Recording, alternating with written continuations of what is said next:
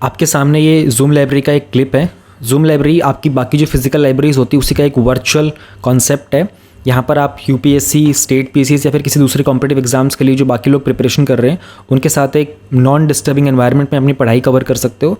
And आपको एक organise environment मिलता है जहाँ कोई डिस्टर्बेंस भी नहीं होती है, प्लस में आपके सिटिंग आवर्स बहुत अच्छे से इंप्रूव हो जाते हैं। एंड इसके अलावा हम लोग कुछ शेड्यूल्स भी रन करते हैं एग्जाम स्पेसिफिक जो भी हो रहा होता है, जो आपको सिलेबस वगैरह कवर करने में बहुत हेल्प करता है। So you get a very organise environment to increase your sitting hours. अगर आप इस कॉन्सेप्ट को ज्वाइन करना चाहते हो तो इसी वीडियो के नीचे टेलीग्राम चैनल का लिंक है, आप टेलीग्राम चैनल पर जाइए, वहाँ पर डिस्क्रिप्शन में एडमिन का यूज़र नेम होगा, आप कॉन्टैक्ट करके जूम लाइब्रेरी को ज्वाइन कर सकते हो। प्रणाम देवियों और सज्जनों, विजन की अक्टूबर मंथ की हमारी जो मैगज़ीन हम कवर कर रहे हैं, ये अक्टूबर मंथ का 4th पार्ट है। इससे पहले 3 पार्ट में हमने ऑलमोस्ट सारे टॉपिक्स कवर कर लिए थे, polity, IR, economy, security, environment और सोशल इश्यूज़। अभी जो आप 4th पार्ट देख रहे हैं इसमें हम लोग साइंस एंड टेक, कल्चर और स्कीम्स इन न्यूज़ को कवर करने वाले हैं। इस वीडियो के अपलोड होते ही टेलीग्राम चैनल पर ये हाईलाइटेड पीडीएफ भी आपको मिल जाएगी। हाईलाइटेड पीडीएफ आपके रिवीजन के काम आती है, कभी कुछ इंपॉर्टेंट चीज़ें नोट डाउन करनी हो, नोट्स बनाने हो, उस तरीके से। नीचे पिन्ड कमेंट है, वहाँ पर टेलीग्राम चैनल का भी लिंक है और वहाँ पर टाइम स्टैम्प भी, आप चाहें तो वहाँ से टॉपिक पे जंप भी कर सकते हैं। साइंस एंड टेक में सबसे पहले हम लोग बात करेंगे the Nobel prize in physics 2023 में। तो we will talk about physics also, chemistry also, medicine also in sequence. Physics में ये प्राइज़ मिला था एटो सेकेंड को जनरेट करने के लिए और ये दिया गया है Pierre Agostini, Ferenc Krausz and NAL Huillier. भाई इनका नाम प्रोनाउंस करना बड़ा डिफिकल्ट है यार, but they are very brilliant scientist. तो बेसिकली उन्होंने क्या किया है ना, ये एक चीज़ है, इसको जनरेट किया था। तो एक पल्स वगैरह टाइप की चीज़ होती है। अगर आपको पता हो कि सेकंड जो होती है ना, समय, आप जानते हैं मिनट्स, आवर्स एंड सेकंड, तो इन्होंने उस सेकंड का भी 1/10⁻18 इस लेवल की एक कह सकते हो पल्स जनरेट करी थी। इस टाइम फ्रेम को उन्होंने एक्सपेरिमेंट में कंडक्ट करने की कोशिश करी थी and they could do it. तो इसको कर पाना बड़ा मुश्किल था। तो ये बहुत ही शॉर्ट लाइट पल्स की चीज़ थी। इन्होंने ऐसा क्यों किया था? क्योंकि इन्होंने मैं आपको एक आसान भाषा में ना कुछ समझाने की कोशिश करता हूँ। आप लोगों ने सब ने ना स्कूल टाइम में वो देखा होगा ना, एटम्स वगैरह होते हैं, उसमें बीच में न्यूक्लियस होता है, देन साइड में वो शेल्स होते हैं जहाँ पर इलेक्ट्रॉन्स मूव कर रहे होते हैं। तो मान लीजिए यहाँ पर एक इलेक्ट्रॉन है, ठीक है, एक इलेक्ट्रॉन यहाँ है, एक इलेक्ट्रॉन यहाँ है, एक इलेक्ट्रॉन यहाँ है, और ये जो एटम है ये मान लो आयरन का एटम है, लोहा है। तो आपके घर में कोई लोहा हो सकता है, उसमें उस लोहे का जब हम स्मॉलेस्ट पार्टिकल की बात करेंगे तो उसका लोहे का एक एटम होगा, उस एटम का ये हिसाब है। अब मान लीजिए इस लोहे के ऊपर आपके रूम के अंदर है, आप इस पर टॉर्च लाइट डालते हो तो आपको दिखाई देगा ये, क्योंकि ये ऑब्जेक्ट है, वो लाइट को रिफ्लेक्ट करता है। But in reality what happens ना, वो जो लाइट है तो इस आयरन में इस एटम के ऊपर पड़ रही होती है और इस इलेक्ट्रॉन के ऊपर फॉल कर रही होती है। तो ये इलेक्ट्रॉन जो होता है ये रिफ्लेक्ट करता है, बट ये इलेक्ट्रॉन हमेशा अपनी पोजीशन पर सेम नहीं रहता, इसकी पोजीशन चेंज होती रहती है। तो अभी ये वाला इलेक्ट्रॉन जो यहाँ है, ये हो सकता है कि कुछ टाइम बाद ये यहाँ मूव कर जाएगा, फिर ये यहाँ मूव कर जाएगा। तो इसकी जो मूवमेंट रहती है ना, इस मूवमेंट को डिटेक्ट कर पाना बड़ा मुश्किल हो रहा था, क्योंकि उस लेवल की हम लोग टाइम फ्रेम में नीचे जा नहीं पा रहे थे। तो वो होता था कि 1/10⁻15 समथिंग जाता था इसका। अब उसको मेजर करने के लिए हमको इससे और बियॉन्ड जाना पड़ेगा। तो इन्होंने 1/10⁻18 तक का टाइम फ्रेम जो था ना उसमें चले गए, ताकि इन्होंने इसकी मूवमेंट को स्टडी कर लिया। अब now they can study the movement. तो बेसिकली ये इन्होंने डेवलपमेंट की थी। उसके लिए पूरा इन्होंने एक एक्सपेरिमेंट वगैरह लगाया था, इसमें ओवरटोन्स थे, इनको इम्पोज वगैरह किया, एटो सेकेंड के पल्स इन्होंने, फिर इतना ये सब एक्सपेरिमेंट इन्होंने बस वही चीज़ एक्सप्लेन करी जो मैंने आपको यहाँ पर डायग्राम बना करके बता दी थी। तो एटो सेकेंड होता है 1 मतलब 1/10⁻18 होता है। फिर ये 10 को जब ऊपर ले आते तो ऐसे होता है ना 1/10⁻18। ये तो आप लोग समझते हो, बेसिक ही मैथ्स ही होता है। तो this is something they could attain. तो ये बहुत हद तक एक इलेक्ट्रॉन की मैटर को समझने के लिए इन्होंने ऐसा किया था। तो ये सेकंड का होता है, ये एज ऑफ यूनिवर्स होती है। हम लोग यहाँ पर 10⁻−18 is something the lowest one we could have reached so far. अब इससे फ़ायदे क्या होने वाले हैं? फ़ायदे इसके बहुत सारे होने वाले हैं कि इससे ना ये लोग ब्लड में, खून में होने वाले जो बदलाव होते हैं ना, मॉलिकुलर लेवल पर जो चेंजेस हो रहे होते हैं, हम लोगों ने देखा ना कि इलेक्ट्रॉन अपनी पोजीशन चेंज कर रहा था, वो बहुत फास्ट करता था।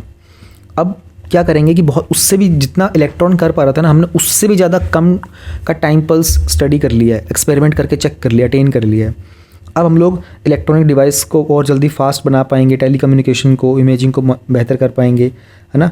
इलेक्ट्रॉनिक्स, कैटालिसिस, मटेरियल साइंस, इन सब में हम और ज़्यादा डेवलपमेंट कर पाएंगे। तो ये था। बाकी जो कंटेंट लिखा हुआ है वो आपकी चॉइस है, आप पढ़ ले। मैंने आपको आसान भाषा में सब कुछ जो है लिखा हुआ बस समझा दिया। It's very easy topic and very interesting development हुई है एक बहुत। ये 7.2 में हम लोग बात करेंगे नोबेल प्राइज़ इन केमिस्ट्री की। इसमें क्वांटम डॉट्स बनाए गए हैं। किसके द्वारा? मोंगी जी बावेंडी, लुई ई ब्रूस और एलेक्सी येकीमोव। अब ये नाम आपको याद नहीं करने होते हैं, यूपीएससी इस तरह के नाम वगैरह पर सवाल नहीं करता है, तो यूपीएससी इंटरेस्टेड होता है क्वांटम डॉट्स क्या होते हैं। बहुत सिंपल है। क्वांटम डॉट्स ऐसे होते हैं, जैसे पृथ्वी है ना, अर्थ है, तो जितना अर्थ के ऊपर एक फुटबॉल होती है, जितनी छोटी फुटबॉल होती है ना, उतना ही फुटबॉल के ऊपर इतना छोटा छोटा सा होता है, तो ये क्रिस्टल होता है, इसमें बहुत सारे एटम्स होते हैं। तो साइंटिस्ट ने ये चीज़ बनाई है, ये इतनी छोटी बनाई है उन्होंने कि फुटबॉल के ऊपर वो इतनी छोटी जितना फुटबॉल एक अर्थ के ऊपर होता है। ठीक है, तो ये क्या है? बेसिकली ये एक सेमीकंडक्टर है। अभी आप लोगों ने सुना होगा ना, कंडक्टर एक चीज़ होती है, एक चीज़ होती है इंसुलेटर, है ना, और इंसुलेटर कंडक्टर के बीच में फॉल करता है सेमीकंडक्टर। तो इन्होंने आर्टिफिशियल एक सेमीकंडक्टर बनाया है। अब ये क्या क्या काम आएगा उस चीज़ को हम लोग ज़रा जानने की कोशिश करेंगे। जाहिर सी बात है, जब उन्होंने इतना छोटा बनाया है क्वांटम लेवल के ऊपर, तो उसकी एबिलिटीज़ ज़्यादा होंगी।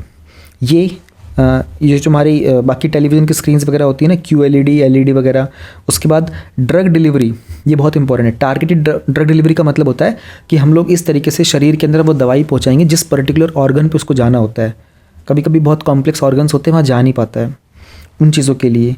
फिर करेंसी और डॉक्यूमेंट्स के ऊपर सिक्योरिटी मार्कर्स बनाने के लिए, है ना, solar cells, flexible electronics, tiny sensors, encrypted quantum computing, इन सब में इसका काम होने वाला है। तो ये बहुत ही छोटी चीज़ उन्होंने बनाई है।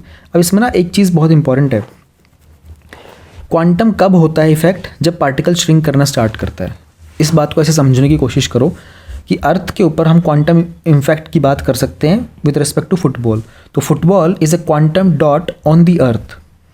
ये जो सेमीकंडक्टर है ये एक क्वांटम डॉट है फुटबॉल के ऊपर, उतना ही जितना ये फुटबॉल अर्थ के ऊपर है। अब ये चीज़ काम कैसे करती है? डायग्राम बड़ा अच्छा इन्होंने दिखाया था। अब ये मान लीजिए कि एक नैनो पार्टिकल का है, मतलब ये एक, if you look at the size, ये साइज़ छोटा होता जा रहा है, ये जो गोलाई है ना इसका। तो ये क्या है? ये एक नैनो पार्टिकल है। अब नैनो पार्टिकल अगर बड़े से छोटा होगा तो अंदर जो ये इलेक्ट्रॉन था इसके घूमने फिरने की जगह कम हो जाएगी ना।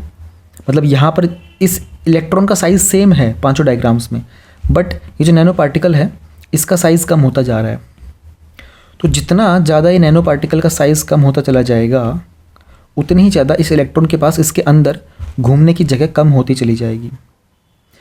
तो जितना स्पेस होगा वो श्रिंक कर गया ना, इसके कारण हम इसकी ऑप्टिकल प्रॉपर्टीज़ को पढ़ पाते हैं। ये सब चीज़ें इन्होंने क्वांटम इफेक्ट में स्टडी करी हैं। तो ये क्वांटम कन्फाइनमेंट का एक कॉन्सेप्ट होता है। यूपीएससी आपसे पूछेगा नहीं, यूपीएससी आपसे इसी चीज़ के ऊपर पूछने वाला है। इन लोगों ने ये डिस्कवर किया है, इस चीज़ को डिस्कवर तो क्या क्या बनाया है इन्होंने इसका। तो ये अराउंड 10 नैनोमीटर्स के आसपास तक का है। और ये किससे बनाया गया है, बड़ा इंपॉर्टेंट है। कैडमियम, सेलेनियम, इस तरह के डिफरेंट चीज़ों को यूज़ करके इन्होंने इसको बनाया था। तो इनको हम आर्टिफिशियल एटम्स या फिर जीरो डायमेंशन के इलेक्ट्रॉन सिस्टम भी बोल सकते हैं। It's a very brilliant discovery done by दम, क्योंकि जिस फील्ड में भी ये चीज़ें काम करने वाली है ना, सेंसर्स लगाने में, बायो लेबल लगाने में। बायो लेबल में क्या होगा कि चूहे के शरीर के ऊपर बहुत छोटा सा लेबल लगा देंगे और उसको इलेक्ट्रॉनिकली कनेक्ट भी कर देंगे, तो उसको स्टडी कर पाएंगे, उसके शरीर को नुकसान भी नहीं होगा क्योंकि वो बहुत छोटा चला जाएगा। शरीर के अंदर दवाई पहुँचानी हो, फोटोवोल्टिक सेल्स के अंदर छोटे छोटे वो फोटोवोल्टिक सेल्स बनाना वेरी स्मॉल लेवल पे। तो basically they are going as micro as possible. It's a beautiful discovery. Now we have the topic number 7.3, the Nobel Prize in Physiology और Medicine 2023।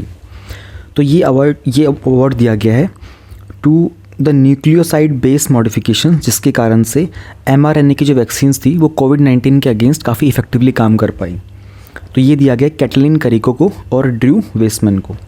बहुत आसान भाषा में मैं आपको ये समझा दूंगा। तो इसमें जो लिखा हुआ है ना वही सब इजी लैंग्वेज में समझाता हूँ। देखो, जब हमारी मान लीजिए बॉडी है ना, तो इस बॉडी के अंदर कोई वायरस चला गया है, ठीक है, ये एक वायरस चला गया था। अब ये वायरस ना यहाँ पर एक्टिवेट हो जाता है और ये मल्टीप्लाई भी हो जाता है, क्योंकि पहले ये वायरस जो होता है ना वो डेड होता है। वायरस को एक होस्ट चाहिए होता है ज़िंदा होकर के एक्ट करने के लिए, तो शरीर उसको होस्ट मिल जाता है, वायरस उसमें एक्ट करना स्टार्ट करता है। अब ये वायरस अगर हमारी बॉडी के अगेंस्ट में होता है, देखो ऐसे हमारे शरीर में वायरस मिल जाएंगे कहीं ना कहीं, लेकिन सारे वायरस हमारे लिए यूज़फुल नहीं होते हैं।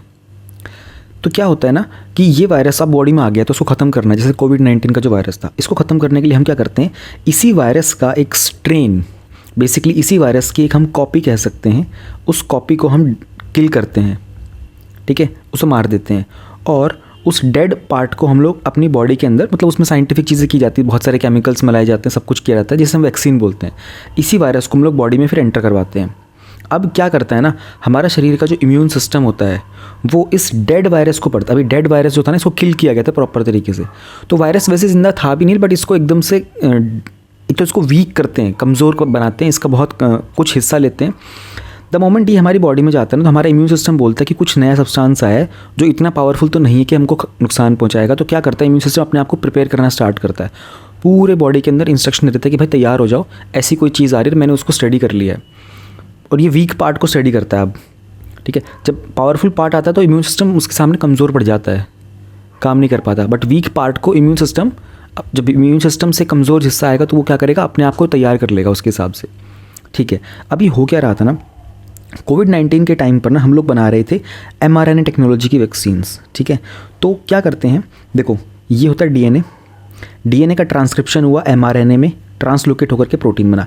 बेसिकली डीएनए से कुछ इन्फॉर्मेशन प्रोटीन में जाती है, उसका मैसेंजर आरएनए जो होता है ना, मैसेंजर, एम का मतलब यहाँ पर मैसेंजर होता है, मैसेंजर राइबोन्यूक्लिक एसिड, ये मैसेंजर इन्फॉर्मेशन पहुँचाता है डीएनए से प्रोटीन की तरफ, जो ट्रांसलेट होकर के बन जाती है फिर प्रोटीन में।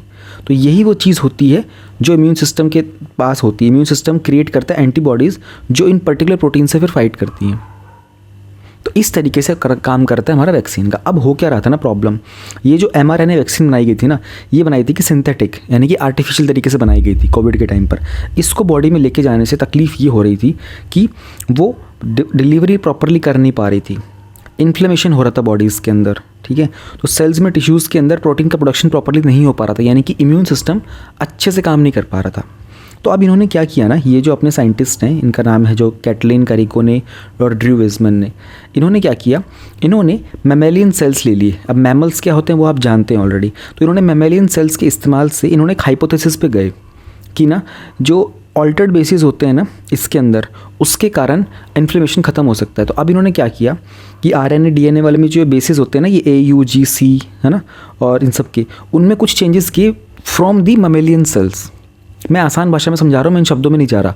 इन्होंने मैमेलियन सेल्स का इस्तेमाल करके अब इन्होंने जो mRNA वैक्सीन बनाई ना, तो पहले तो थी आर्टिफिशियल वाली, अब इन्होंने वही mRNA वैक्सीन के अंदर इन्होंने क्या किया, मैमेलियन सेल्स का भी इस्तेमाल किया। अब ये जो मैमेलियन सेल्स वाले थे ना, इन्होंने वो इन्फ्लेमेशन वाली जो प्रॉब्लम थी ना वो ठीक कर दी। इसमें यहाँ पर इन्फ्लेमेशन हो रहा था, इन्होंने यहाँ पर ही ठीक कर दी। तो इन्होंने पहले एक हाइपोथेसिस लिया था, ठीक है। कैसे किया था ये, इन्होंने जो न्यूक्लियस के जो बेस होते हैं ना उनमें ऑल्ट्रेशंस किए थे, इन बेसिस के अंदर कुछ ऑल्ट्रेशंस किए थे, और ये चीज़ काम कर गई। इसी कारण से हमारे यहाँ पर जो कोविड के पैंडमिक की जो वैक्सीन थे ना, ये बहुत एफिशिएंटली काम कर पा रही थी।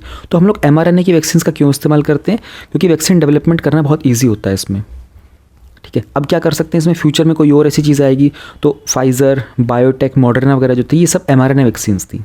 हम लोग फास्ट तरीके से वैक्सीन डेवलप कर पाएंगे, और फ्यूचर में इस चीज़ को हम लोग और कैंसर लेवल की चीज़ों को भी ट्रीट करने के लिए इस्तेमाल कर पाएंगे। तो इन्होंने एक्चुअल में क्या अंडरस्टैंडिंग की, इन्होंने ये जो न्यूक्लियोसाइड बेसिस थे ना, इनमें मॉडिफिकेशंस किए थे, विच इज़ रियली डिफ़िकल्ट। मतलब इमेजिन करना कि हम इसमें बदलाव कर दें, तो वही इनकी खोज थी, वही इनके एफर्ट थी, इसीलिए इनको नोबेल प्राइज़ दिया गया था। ईजी सिंपल भाषा में समझा दिया। यूपीएससी के हैंडी बुकलेट में आपको ये सारा कंटेंट मिलेगा। मैं आपको एक बार सबका सैंपल दिखा देता हूँ, एक एक चीज़ मैं आपको दिखा दूंगा। 900 से ज़्यादा माइंड मैप्स है जो आपको प्रीलिम्स में भी, मेंस में भी, स्टैटिक कंटेंट भी और डायनामिक भी है। 400 से ज़्यादा मेंस के क्वेश्चन है प्रैक्टिस के लिए, 200 से ज़्यादा निमोनिक्स हैं ताकि आप फैक्ट्स को याद रख सको, कोट्स वगैरह हैं, आंसर राइटिंग की चेकलिस्ट है, डेली प्रोग्रेस ट्रैकर है, टॉपर्स का कुछ डेटा है, 7 शेड्यूल है, प्लस में इसके साथ में आपको 400 से ज़्यादा आंसर राइटिंग के कीवर्ड्स, प्रीवियस ईयर के मेंस के question papers, constitutional articles, modern history timeline, revision pipeline, कुछ हॉट टॉपिक्स की लिस्ट वगैरह, ये सारी चीज़ मैं आपको दिखा देता हूँ and then you can download them from the description of the video. If you talk about the mind maps ना, तो आपको 900 से ज़्यादा माइंड मैप्स मिलेंगे जो आपको प्रीलिम्स एंड मेंस में, प्लस में स्टैटिक एंड करंट अफेयर दोनों तरह के टॉपिक्स में आपके लिए यूज़फुल होंगे। जैसे 15 फाइनेंस कमीशन की रिपोर्ट हो गई है, उसके अलावा जैसे गिग वर्कर्स का टॉपिक आपको रिसेंटली मेंस के एग्जाम में भी देखने को मिला था, ग्लोबल बायोडाइवर्सिटी आउटलुक की रिपोर्ट वगैरह के बारे में, GNCTD का जो बिल था इसके ऊपर मेंस में क्वेश्चन आया था रिसेंटली, हेल्थ के डेटा को लेकर तो हर बार क्वेश्चन आता ही है, इंडिया की आर्कटिक एंटार्कटिक पॉलिसीज़ को। तो ये जो माइंड मैप्स है इनके सोर्सेज जनरली जो आपका हिंदी न्यूज़पेपर है, आपका इंडियन एक्सप्रेस का न्यूज़पेपर है, जहाँ से मेजरली क्वेश्चंस बनते हैं, प्लस में सनसेट टीवी के ऊपर जो बहुत सारे डिबेट्स एंड डिस्कशंस होते हैं। सनसेट टीवी वही है जो पहले राज्यसभा टेलीविजन हुआ करता था, उसको बाद में अपडेट कर दिया गया क्योंकि उसमें लोकसभा टीवी को भी मर्ज कर दिया गया। एंड कुछ मेजर जो करंट अफेयर की मैगजीन में आप देखोगे वो लोग भी इन्हीं टॉपिक्स को हिंदू, इंडियन एक्सप्रेस और संसद से ही कवर करते हैं, तो ये टॉपिक आपको वहाँ पर भी रिफ्लेक्ट होते हुए दिखाई देंगे। So these are all the major things जो आपको देखने को मिलेंगी। अब जैसे रेगुलेशन ऑफ NGOs को लेकर के क्वेश्चन था रिसेंटली, पॉपुलेशन कंट्रोल पॉलिसीज़ को लेकर, विमेन इन आर्म्ड फोर्सेस को लेकर, फिर women in judiciary, women in agriculture को लेकर, विमेन रिजर्वेशन बिल को लेकर भी था। ये बहुत सारे क्वेश्चन थे जो रिसेंटली एग्जाम में आपको रिफ्लेक्ट देखने को मिले थे। बायोटेक्नोलॉजी हो गया, CBI वर्सेस स्टेट्स का क्वेश्चन भी आपको देखने को मिला था, कमर्शियल कोल माइनिंग को लेकर, फिर डिजिटल इंडिया को लेकर। दीज आर द क्वेश्चन जो आपको रिसेंटली देखने को मिले थे एग्जाम में। अब अगर हम बात करते हैं कि और क्या कुछ होगा इस माइंड मैप्स के अंदर, तो बहुत सारे डेटा में कुछ और एक्स्ट्रा आपको थोड़े से दिखा देता हूँ। जैसे ऑल इंडिया जुडिशियल सर्विसेज को लेकर के अगर क्वेश्चन बनता है, and then we have ancient ports को लेकर स्टैटिक का कंटेंट है, एनिमल हस्बेंड्री का है, एसेट रिकंस्ट्रक्शन कंपनीज़ को लेकर भी है माइंड मैप, उसमें क्या इश्यूज़ होते हैं, क्या एडवांटेजेस होते हैं, फिर क्या आप वे फॉरवर्ड लिख सकते हो। तो किसी भी टॉपिक में आपको जो कंटेंट पढ़ना होगा आप उसी कंटेंट को पढ़ सकते हो, तो माइंड मैप्स इस चीज़ में बहुत हेल्पफुल है। बाल गंगाधर तिलक हो गया, बिपिन चंद्रपाल हो गया, बुद्धिज़्म को लेकर भी हैं, ये टॉपिक्स आते रहते हैं, तो इनके भी माइंड मैप्स है जो आपको ईजिली चीज़ों को याद करने में मदद कर सकते हैं। कार्नेटिक वॉर्स को लेकर है, उसके बाद जो हमारा कोड आया था लेबर वगैरह कोड्स के, तो उनके सबके जो डिविजन्स थे, direct tax, economic growth, folk music, fishery sector, foreign traveller जो इंडिया में आए थे उन सबके नाम, कौन से ईयर में आए थे, क्या कुछ उन्होंने मेजर कंट्रीब्यूशन किए थे, गांधार स्कूल, ग्रीन बिल्डिंग्स वगैरह, ये सब चीज़ें आपको देखेंगे। कुछ चीज़ें प्रीवियस ईयर क्वेश्चन में आपने देखी होंगी। अगर हम इंटरनेशनल रिलेशंस की बात करते हैं, देन इंडिया अफगानिस्तान के रिलेशनशिप को देख लो आप, इंडिया भूटान देख लो, and then India Bangladesh, India China, India Maldives, India Myanmar, ऐसे बहुत सारे हैं, 900 प्लस है। महात्मा गांधी, लाला लाजपत राय, जैनिज़्म को लेकर, मैरिज को लेकर, और रिसेंटली नेशनल पार्क्स में क्या होता है, वाइल्ड लाइफ सेंचुरीज़ में क्या कुछ होता है, प्रोटेक्टेड एग्रीकल्चर जोन्स क्या होते हैं, मनरेगा के अंदर क्या कुछ रिफॉर्म्स लाए गए उसमें मनरेगा का भी पार्ट है, सीड इंडस्ट्री, सी लेवल राइज होना, स्कूल्स ऑफ फिलॉसफी जो हम लोग पढ़ते हैं हिस्ट्री में, skill development, soil health scheme को लेकर के, प्रधानमंत्री फसल बीमा योजना हो गया। इतने सारे टॉपिक्स हैं कि जो सब कुछ आपका सिलेबस पॉइंट ऑफ व्यू से कि कोई भी ऐसी चीज़ ना हो, WTO को लेकर के और उसकी क्या कुछ डेवलपमेंट्स होती रहती हैं, हर बार WTO से एक ना एक क्वेश्चन आता ही आता है प्रीलिम्स में। Self employment, state finances, rules of origin का था, FDI पॉलिसी, राष्ट्रीय कृषि योजना, PM किसान सम्मान निधि वगैरह। So all the content which is directly related to UPSC syllabus जो प्रीलिम्स और मेंस में मिलेगा, स्टैटिक भी है, and then dynamic content is also there. तो यू नो कि आपको टॉपिक में से कौन सी चीज़ पढ़नी, कौन सी इग्नोर करनी, वो वाला पार्ट माइंड मैप से बहुत ईजी हो जाता है। लाइक गगनयान के व्हीकल के बारे में जानना हो, रशियन कनेक्शन क्या है, सिग्निफिकेंस क्या है, तो माइंड मैप से वो चीज़ों को पढ़ना आसान हो जाता है। फिशरी सेक्टर में उसमें इशूज़ क्या चल रहे हैं, वेरियस इंटरवेंशन क्या है, रिसेंटली ड्राफ्ट क्या आया था, इस तरीके से ये जो माइंड मैप्स हैं आपके लिए बहुत हेल्पफुल होते हैं, चीज़ों को आसान कर देते हैं। अब मैं आपको निमोनिक्स दिखाता हूँ। तो निमोनिक्स आपको फैक्चुअल चीज़ें याद करने में बहुत ज़्यादा हेल्प करेंगे, जैसे fundamental duties, rights, keyword, directive principle, schedules of constitution, polity के तो बहुत ज़्यादा हैं। 8 शेड्यूल, क्विक नोट्स, आर्टिकल्स वगैरह को लेकर, इंडियन स्टेट्स का फॉर्मेशन कैसे हुआ, सोर्सेज क्या थे इंडियन कॉन्स्टिट्यूशन के, रिवर्स और डैम प्रोजेक्ट्स कौन से डिफरेंट स्टेट में, different national parks and wild life sanctuaries है किस स्टेट में, थर्मल पावर प्लांट्स कौन से स्टेट्स में, इनको आपको दिखा देता हूँ और भी आगे जाके। फिर बहुत सारे रैंडम भी है, प्रिंसिपल्स क्या होते हैं जैनिज़्म के, दिल्ली सल्तनत, first 5 year plans, different countries कौन सी कैस्पियन सी के पास, 7 hills of Rome, 7 fields of rainbow revolution, Malacca Strait, Adriatic Sea की कंट्रीज़ वगैरह को लेकर। So there are more than 200 mnemonics जो आपको बहुत सारा फैक्चुअल डेटा याद करने में मदद कर सकते हैं, जिन्हें आप अपनी चीज़ों को, अब देखो ऐसा है कि सबकी अपनी अपनी डिमांड होती है, किसी को फंडामेंटल ड्यूटीज़ वैसे ही याद हो जाती हैं, then they don't need to go through them, but किसी को वाइल्ड लाइफ सेंचुरीज याद करने में बहुत प्रॉब्लम होती है, वो इन डेटा को यूज़ कर सकता है एंड अपनी नीड्स के हिसाब से इट्स नॉट नेसेसरी कि आपको सब चीज़ें याद करनी, जैसे शेड्यूल्स ही याद करने हैं टीयर्स ऑफ ओल्ड पीएम के, तो ये इजीली अवेलेबल हो जाएंगे।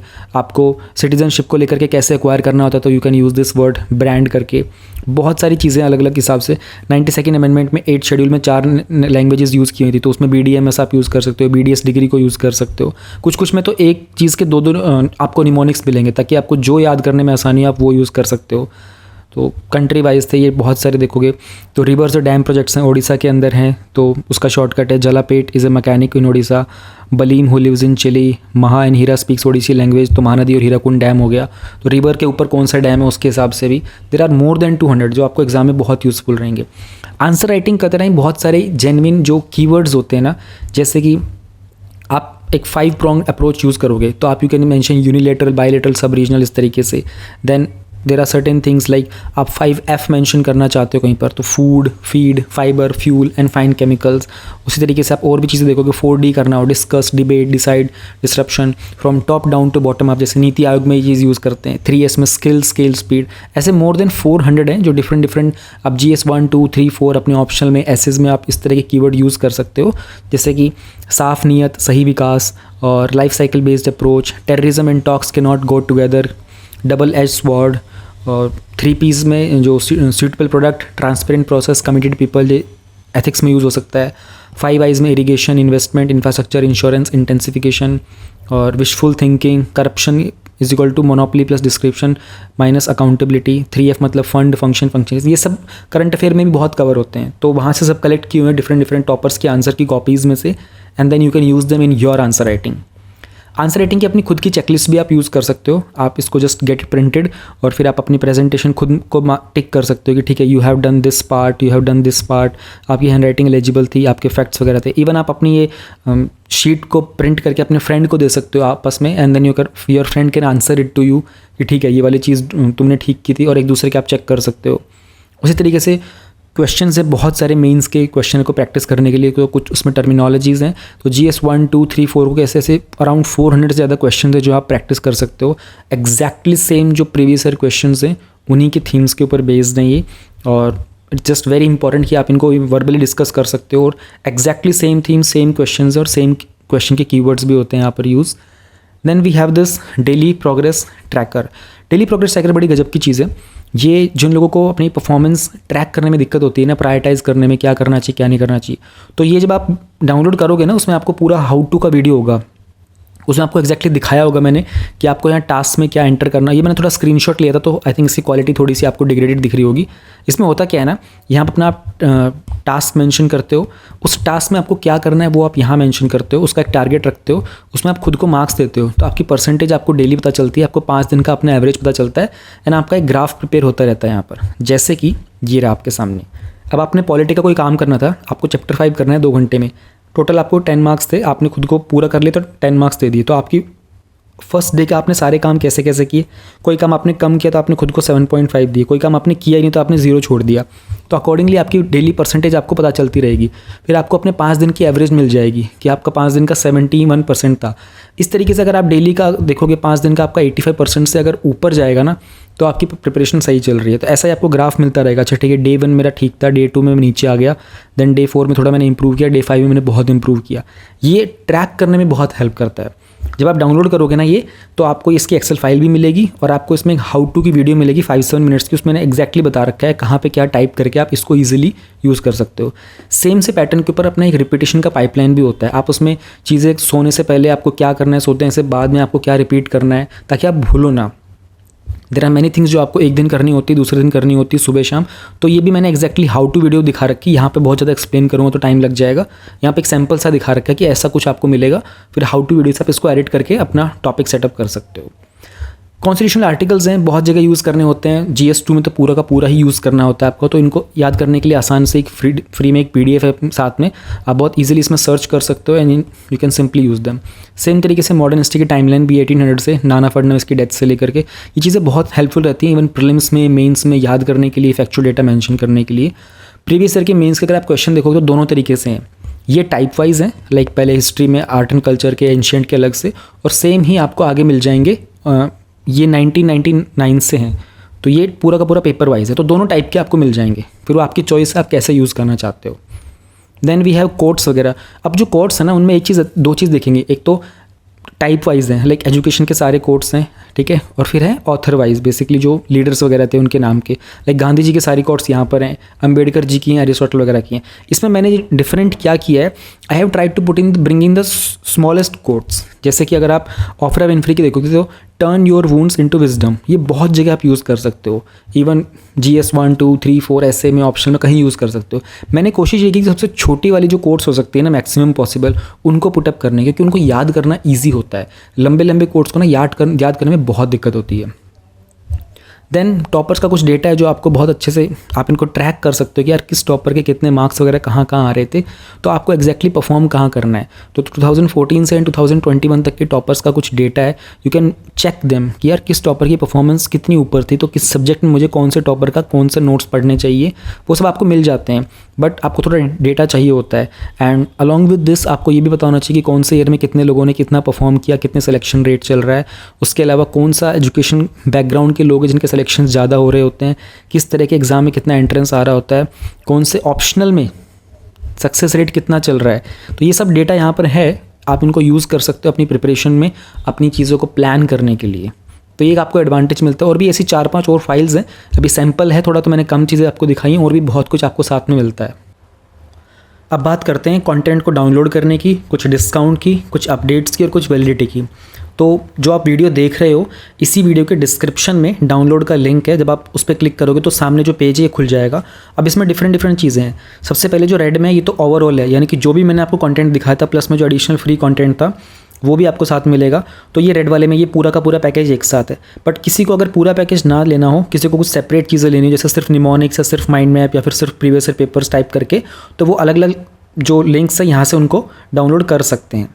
जो अपडेट्स हैं वो सिर्फ all in one UPSC handy booklet पर ही मिलेंगे, और अपडेट्स की वैलिडिटी 3 मंथ्स की होती है, यानी कि अगर आप आज परचेज़ करते हो तो आज की डेट से अगले 3 मंथ्स तक अगर कोई अपडेट जनरेट होता है, वैसे जो कंटेंट है वो मोस्टली आपको अपडेटेड ही मिलेगा, बट जस्ट इन केस अगर कोई अपडेट जनरेट होता है, if the creator has, basically this is the description of the creator, तो वो आपको आपके ईमेल पर ही मिल जाएगा।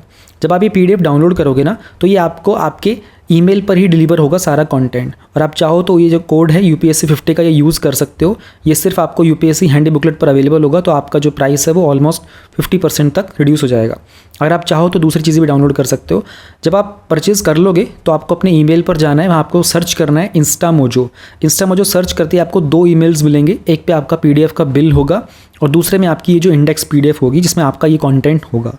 तो अगर जस्ट इन केस आपको वो सर्च करने में इशू हो रहा हो तो अपने ईमेल में आप इजीली सर्च करना इंस्टामोजो या फिर UPSC हैंडी बुकलेट, या फिर इस वीडियो के डिस्क्रिप्शन में टेलीग्राम चैनल का लिंक है, वहाँ से आप एडमिन को कांटेक्ट करके भी अपने इस इशू के बारे में डिस्कस कर सकते हो, जस्ट इन केस अगर आपको ईमेल ना मिल रहा हो तो कोई भी जो कम्युनिकेशन होगा अपडेट वगैरह का भी, वो भी सब ईमेल के थ्रू ही होगा। जब आप प्रोडक्ट को परचेज़ करते हो तो विदिन 7 डेज़ आप उस प्रोडक्ट को अपने डिवाइस में डाउनलोड करके सेव भी कर सकते हो, तो वो आप हमेशा के लिए आपके पास रहेगा। तो आप कर लीजिएगा, द मोमेंट आप परचेज़ करो उसको अपने डिवाइस में सेव कर लेना, अपना खुद का एक बैकअप क्रिएट कर लेना। सारी फाइल डाउनलोडेबल है, आप हमेशा के लिए लाइफ टाइम उन फाइल्स को अपने पास रख सकते हो। डाउनलोड का लिंक डिस्क्रिप्शन में है, क्विकली परचेज़ करो, अदरवाइज़ ये डिस्काउंट जो कूपन है ये कभी भी ख़त्म हो सकता है, एक्सपायर हो सकता है। टॉपिक नंबर 7.4 में हम लोग बात करेंगे नेट न्यूट्रलिटी को लेकर के। ठीक है, इसको समझने के लिए आपको थोड़ा सा समझना पड़ेगा पहले तो कि OTT क्या होते हैं। OTT आप सब जानते हो, नेटफ्लिक्स हो गया, अमेज़ॉन प्राइम हो गया, ZEE5 हो गया, हॉटस्टार हो गया, ये सब OTT के ऐप्स हैं। तो ये ओवर द टॉप सर्विसेज होती हैं, ठीक है। और एक होता है ये TSPs होते हैं बेसिकली टेलीकॉम सर्विस प्रोवाइडर्स। तो TSP मतलब एयरटेल हो गया, जियो हो गया, ये हो गए, और OTT हो गया। अब एयरटेल, जियो वगैरह जो थे ना, इन्होंने कहा कि भाई ये जो OTT सर्विसेज है ना, ये बहुत ज़्यादा डेटा यूज़ करती हैं, तो इन लोगों को हमें कुछ चार्ज देना चाहिए ना। जियो बोल रहा है कि यार नेटफ्लिक्स तुम इतना सब कुछ दिखा रहे हो और हमारी सर्विस को यूज़ कर रहे हो आप इंटरनेट वाली को, तो कुछ हमको पे करो ना। ये डिमांड उठ के आई थी, ठीक है। अब हुआ क्या है ना कि TSP की जो डिमांड थी कि एक फ़ीस लगाई जानी चाहिए, ठीक है, ये कॉन्सेप्ट जो था ना, ये नेट न्यूट्रलिटी की तरफ जा रहा था। इसको हम समझने की कोशिश करेंगे। अब हुआ क्या, न्यूज़ में क्यों था, 128 स्टार्टअप्स ने टेलीकॉम रेगुलेटरी अथॉरिटी को लिखा। उन्होंने कहा कि ये जो टेलीकॉम सर्विस प्रोवाइडर्स हैं ना, ये OTT सर्विस को जो रेगुलेट करना चाह रहे हैं, ये ठीक नहीं है, ठीक है। तो जो इंडिया के ये जो टेलीकॉम सर्विस प्रोवाइडर्स जो थे ना, ये डिमांड कर रहे थे कि भाई नेटवर्क का यूजेज फ़ीस निकालो। ये सारे के सारे जो ये बिग टेक प्लेटफॉर्म्स है ना, इन सब के लिए, क्योंकि हमारा इंफ्रास्ट्रक्चर यूज़ कर रहे थे। कहानी आपको समझ में आ गई होगी। OTT क्या होता है, OTT की एप्लीकेशन सर्विसेज क्या होती हैं, you all know about all this things. Net neutrality क्या होता है, नेट का मतलब होता है प्लस माइनस करके सब कुछ 0 पे लेके आना, ठीक है। तो जहाँ पर हम लोग इंटरनेट की बात कर रहे हैं, कितना कंटेंट कितना कंज्यूम किया जा रहा है, दैट इज़ डेफिनेशन याद करनी पड़ेगी। टॉपिक आपका मेंस का है, open equal internet for everyone regardless of क्या डिवाइस है, एप्लीकेशन कौन सी यूज़ कर रहे हो, क्या प्लेटफॉर्म है, ठीक है। हर सभी के लिए इंटरनेट हर तरीके से आसानी से एक्सेसिबल होना चाहिए, अफोर्डेबल होना चाहिए, ठीक है। अब इसमें जाहिर सी बात है बहुत सारे इसमें टेलीकॉम रेगुलेटरी ये सर्विस प्रोवाइडर्स भी आएंगे, ठीक है। इंटरनेट सर्विस प्रोवाइडर्स भी आते हैं यहाँ पर। तो इंटरनेट को इक्वल तरीके से ट्रीट करना है, डेटा को, इंटरनेट को। तो वो बेसिकली ऐसा ना करें कि भाई हम एक्सेस किसी को देंगे और किसी को हम लोग नहीं देंगे। कोई डिस्क्रिमिनेशन नहीं होना चाहिए एक्सेस देने के लिए, है ना, कि किसी को हम लोग स्पीड जो है वो लो देंगे, किसी को हम लोग हाई स्पीड देंगे, ये डिस्क्रिमिनेशन नहीं होना चाहिए। तो ये इसी कॉन्सेप्ट के ऊपर बात करता है कि सबको इक्वल एक्सेस मिलेगा, कोई डिस्क्रिमिनेशन नहीं होगा, ठीक है, कि भाई इसका ये वाला कंटेंट है तो इसको स्पीड ज़्यादा देंगे, इसको नहीं देंगे। ट्रांसपेरेंसी होनी चाहिए, ठीक है। कुछ कंपनीज़ को आप ये नहीं कि उनसे पैसा ले लो तो आप उनको प्रायोरिटी दोगे कि भाई इस कंपनी से हमने पैसा लिया था तो इनको हम ज़्यादा सर्विसेज देंगे, बेहतर और ऑन कॉल डिमांड्स, जो ऑन डिमांड सर्विसेज देंगे, ठीक है। No throttling of speed, throttling का मतलब होता है कि स्पीड को इंक्रीज़ कर देना, कि कुछ वेबसाइट के लिए हम लोग स्पीड बढ़ा देंगे, ठीक है, और कुछ लीगल वेबसाइट वगैरह होती हैं ऑनलाइन सर्विसेज के लिए ब्लॉकिंग भी नहीं करेंगे। तो ये सब होता है एवरीथिंग, कीपिंग एवरीथिंग इक्वल। इस कॉन्सेप्ट की शुरुआत की गई थी 2013 में फेसबुक के द्वारा। उन्होंने फ्री बेसिक्स लॉन्च किए थे ताकि कुछ वेबसाइट्स वगैरह का कंटेंट फ्रीली मिल सके यूज़र्स को। अब जो telecom regulatory authority of India था उसने एक फ्रेमवर्क निकाला, prohibition of discriminatory tariffs for the data services regulation 2016। तो उन्होंने कहा था कि भाई ये जो टेलीकॉम सर्विस प्रोवाइडर्स होते हैं ना, ये अलग अलग तरह के रेट चार्ज करते हैं, इस चीज़ का इतना, इस चीज़ का उतना, है ना, वो सब निकाल करके कैंसिल करो, सब कुछ बैलेंस कर दो, बराबर लेके आ जाओ। तो इंटरनेट का जो प्राइस था वो ऑलमोस्ट इक्वल लेके आ गए थे सबके लिए। तो ये उनके रेगुलेशंस आए थे। अब अगर आप नेट न्यूट्रलिटी पे काम नहीं करते हो, यानी कि अगर आप इन प्रिंसिपल्स को फॉलो नहीं करते हो, तो क्या होता है नुकसान। हो सकता है कि कोई एक पर्टिकुलर टाइप का कंटेंट, पेड कंटेंट आ जाएगा और उसको ज़्यादा व्यूज़ मिलेंगे, तो डिस्क्रिमिनेशन बढ़ेगा ना सोसाइटी के अंदर। कोई भी एजेंडा अपना स्प्रेड कर सकता है ना। अब एक चीज़ और भी होती है ना कि जब लोगों के पास लेवल प्लेइंग फील्ड नहीं होता, कुछ स्टार्टअप्स वाले जो होते हैं उनको मिल जाता है फेवर, कुछ को फेवर नहीं मिला। जिनको फेवर मिल गया उनके पास क्या होगा, उनके पास उनकी सर्विसेज ज़्यादा यूज़ की जा रही होंगी, तो वो एक्सपेरिमेंट ज़्यादा कर पाएंगे कि भाई हमारा इंटरनेट, हमारा कंटेंट ज़्यादा कंज्यूम किया जा रहा है, तो हम लोग चेक तो करें हम और इसको कैसे इंप्रूव कर सकते हैं। जिनको फेवर नहीं मिला उनकी तो इनोवेशन वाली एबिलिटी ख़त्म हो जाएगी ना, क्योंकि उनका कंटेंट देखा ही नहीं जा रहा होगा, उनकी वेबसाइट नहीं ओपन की जा रही होगी, उनका एप्लीकेशन यूज़ नहीं की जा रही होगी, तो बेचारे इनोवेशन करेंगे तो कहाँ करेंगे। इनोवेशन आप तब करते हो ना जब आपकी चीज़ यूज़ हो रही होती है मार्केट के अंदर। फिर बहुत बार ऐसा हो सकता है कि बिना आपकी सहमति के आपके ही डेटा को मोनेटाइज करना स्टार्ट कर दिया जाएगा। अगर नेट न्यूट्रलिटी नहीं हुई तो कंज्यूमर को इतनी फ्रीडम नहीं होगी। फिर डिजिटल डिवाइड बढ़ जाएगा, बहुत सारी मार्जिनलाइज कम्युनिटीज़ होंगी। अगर एक कंपनी बोलेगी मैं इंटरनेट इतना दूंगा, एक कंपनी बोलेगी मैं उतना दूंगी, तो जिस कंपनी के पास ज़्यादा पैसा होगा वो ज़्यादा मेट्रो सिटीज़ के अंदर अपने नेटवर्क लगवा पाएंगी, ठीक है। तो मार्जिनलाइज कम्युनिटीज़ के पास वो सर्विस पहुँच ही नहीं पाएगी ना, ये तकलीफ होती है। तो गवर्नमेंट का काम यही होता है to bring in net neutrality. AK Bhargava committee की रिकमेंडेशंस भी आए थे इसके ऊपर कि किस तरीके से हम लोग इन कंडीशंस को फुलफ़िल कर सकते हैं, है ना, और इनके लाइसेंस वगैरह कैसे दिए जा सकते हैं। उसके अलावा उन्होंने कुछ प्रोविजंस भी बताए थे कि कंडीशन वगैरह क्या रहेंगी, उन सबको फॉलो करना है। तो जब ये कॉन्सेप्ट आता है तो this committees recommendations are highly regarded. यही सब होते हैं रिकमेंडेशन में, ट्रांसपेरेंसी मेंटेन करो, इनोवेशन को एनकरेज करो, प्रिवेसी का ध्यान रखो, जो प्रिवेसी डेटा वाला बिल आया था, कंज्यूमर को पूरी फ्रीडम दो, है ना, डिजिटल डिवाइड के ऊपर काम करो। तो सबके लिए लेवल प्लेइंग फील्ड होगा तो इनोवेशन काम करेगी, फेयर एंड इक्वल होगा। और उसके अलावा उन्होंने कहा था कि रेगुलेशन का एम्बिट भी बताना पड़ेगा, किस बाउंड्री तक आप रेगुलेट करोगे, क्या चीज़ें वो खुद कर सकते हैं, क्या नहीं कर सकते। तो OTT क्या होंगे, कौन से सर्विसेज होंगे जिनको रेगुलेट किया जाएगा, सब डिफाइन होना चाहिए। फिर किसी भी तरीके का डायरेक्टली या इनडायरेक्टली कोई कीमत में राइज़ नहीं होना चाहिए, मतलब जो प्राइस होता है उसको इनडायरेक्टली या डायरेक्टली राइज़ मत करो। There has to be proper reasons to increase the price.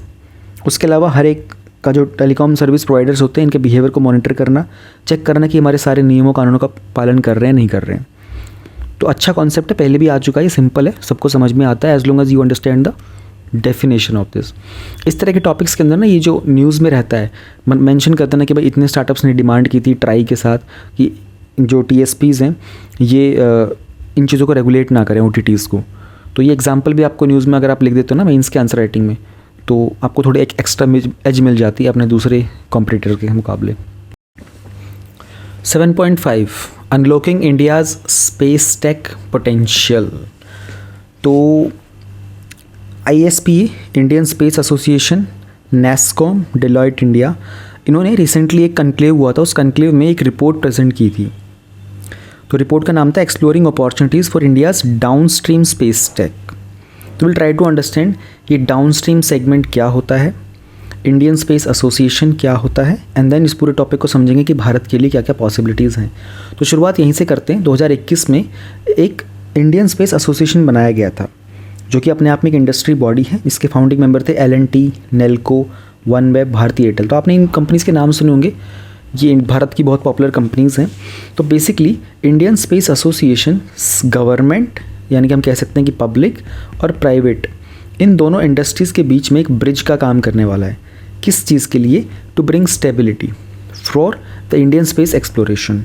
और इसके अलावा इंडिया एंड पूरा का पूरा जो वर्ल्ड के बीच में जो भी पार्टनरशिप होने वाली है ना, उस पार्टनरशिप को फर्दर एक्सप्लोर करने के लिए। तो ये काम है इंडियन स्पेस एसोसिएशन का।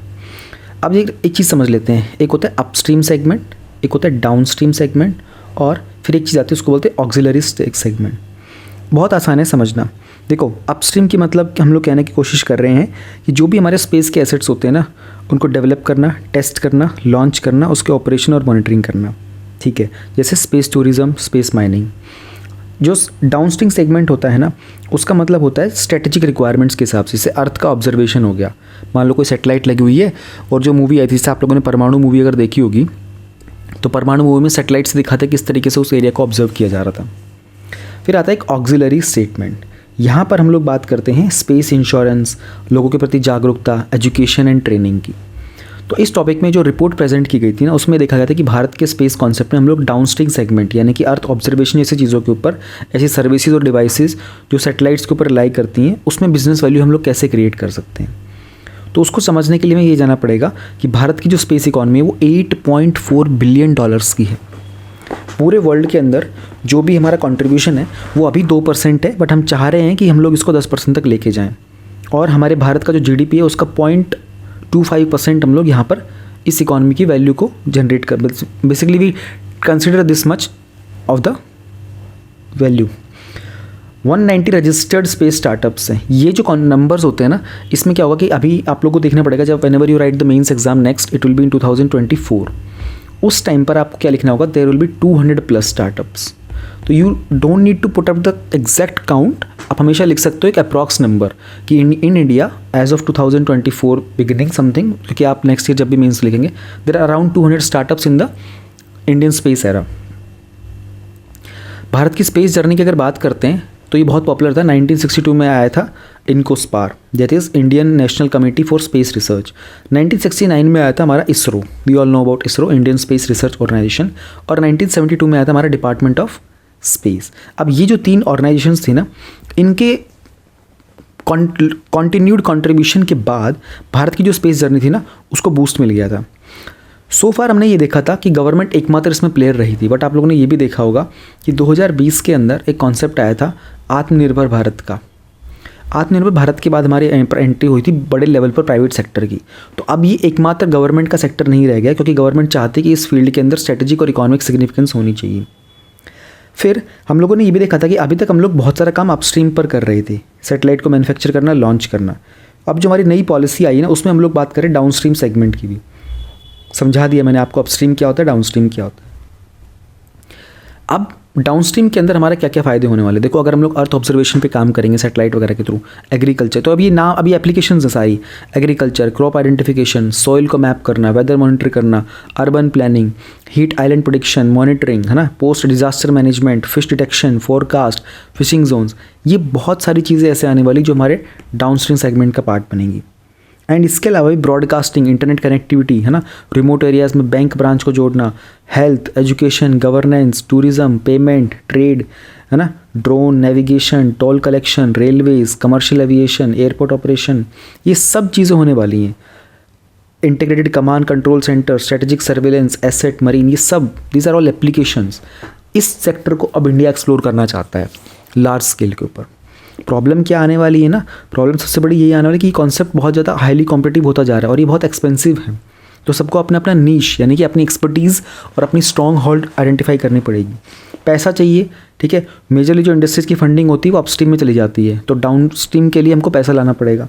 फिर सप्लाई चेन्स में जो भी सामान वगैरह आता है उसका एक्सेस जो होता है वो प्राइवेट सेक्टर को मिलना मुश्किल होता है because of the geopolitical conflicts. फिर इसके अलावा बहुत सारी हमारी एनालिटिकल कैपेबिलिटीज़ की प्रॉब्लम होती है। फिर जितना भी इन्वेस्टमेंट करते हैं सेक्टर के अंदर उसका ROI रिटर्न ऑन इन्वेस्टमेंट आने की गारंटी नहीं होती ना। न्यू फील्ड है, एक्सपेंसिव फील्ड है, सरकार को इसके अंदर बहुत सारा काम करना पड़ेगा, पूरा का पूरा इकोसिस्टम को फीड करना पड़ेगा। एंड जिस तरीके से सेक्टर ओपन होता जा रहा है ना, हम लोग इसके इकोसिस्टम पर जब काम करेंगे तो गवर्नमेंट का बड़ा क्रूशियल रोल आता है। तो government will become the enabler, इसमें कस्टमर्स को कनेक्ट करने का काम करेगी। तो गवर्नमेंट इज़ समथिंग जिसको ट्रस्ट करना ईजी होता है। पॉलिटिशियंस वाला गेम अलग होता है, वहाँ पर ट्रस्ट फैक्टर चेंज होता रहता है, but when it comes to the government you can trust the government always. We should always trust the government. और आप तो वैसे भी जिस एग्जाम की प्रिपरेशन कर रहे हो you are going to be playing a very major role. तो नोइंग कि गवर्नमेंट के कारण ये देश आज तक इतना सही रहा है और आगे भी रहेगा, you need to work on this. फिर जब गवर्नमेंट, हम लोगों ने बात की थी कि हम लोग इसमें ज़्यादातर डाउन स्ट्रीम सेक्टर की तरफ जाने वाले हैं, तो looking at all these dimensions ये सारी की सारी चीज़ें होंगी। तो what will become the most important thing, regulation. नज़र कौन रखेगा इसके ऊपर, रेगुलेशन से उसकी मॉनिटरिंग है ना, उसका पूरा का पूरा फीडबैक लूप क्रिएट करना, वो इन्वेस्टिगेशन करते रहना, मॉनिटरिंग ऑल दीज थिंग्स, उस पर काम करना पड़ेगा। फिर हम लोगों ने बात की थी कि फ़ंड का इशू आ रहा था, मेजरली अपस्ट्रीम के अंदर फंडिंग जा रही थी। Now we need to bring in public private partnership, इससे फंडिंग प्लस इनोवेशन जल्दी जल्दी आना स्टार्ट हो जाएगा। Then we also talked about कि इंडिया जियोपॉलिटिक्स लेवल पर काम करेगा, दूसरी कंट्रीज़ के अंदर जब इश्यूज़ होते हैं, ग्लोबल इंस्टेबिलिटी का प्रॉब्लम होता है तो भारत पर असर पड़ता है, तो इंडिया को कोलैबोरेट करना पड़ेगा। ऑलरेडी निसार का जो प्रोजेक्ट था इंडिया और USA का, उस तरीके में और भी प्रोजेक्ट्स निकालने पड़ेंगे। जापान का जाक्सा होता है ना, यूरोपियन स्पेस एजेंसी के साथ काम करना पड़ेगा, कैनेडियन के साथ भी, मिडल ईस्ट में भी बहुत सारी होती हैं, रशियन के साथ, US के साथ, चाइना के साथ ज़्यादा काम करते नहीं हैं, but India needs to explore the possibility with China also. तो ये था टॉपिक हमारा, एक्सप्लोरिंग द स्पेस डोमेन, और ये बहुत इंपॉर्टेंट है, ये मेंस के लिए बड़ा महत्वपूर्ण है। 7.6 में हम लोग बात करेंगे एस्टेरॉइड्स को लेकर के। नासा का ओसाइरिस रेक्स मिशन है, वो कुछ सैंपल लेके आया है एक एस्टेरॉइड बेनू से, और वो वापस अर्थ पर आ चुका है। तो 2016 में लॉन्च किया गया था, 2020 में कुछ कलेक्शन किया उसने, उसके बाद वो 2021 में वापस चलना शुरू हुआ, और 2023 में वो वापस अर्थ पर आ भी गया था। एस्टेरॉइड बेनू क्या है, उसको जानने से पहले मैं ये समझ में आना चाहिए कि एस्टेरॉइड क्या होते हैं। तो ये है अपना प्यारा अर्थ, धरती। एस्टेरॉइड एक रॉकी बॉडी होती है जो एक प्लैनेट से छोटी होती है, लेकिन वो भी सन के चारों तरफ घूम रही होती है। अब हमें देखना है मीटेरॉइड।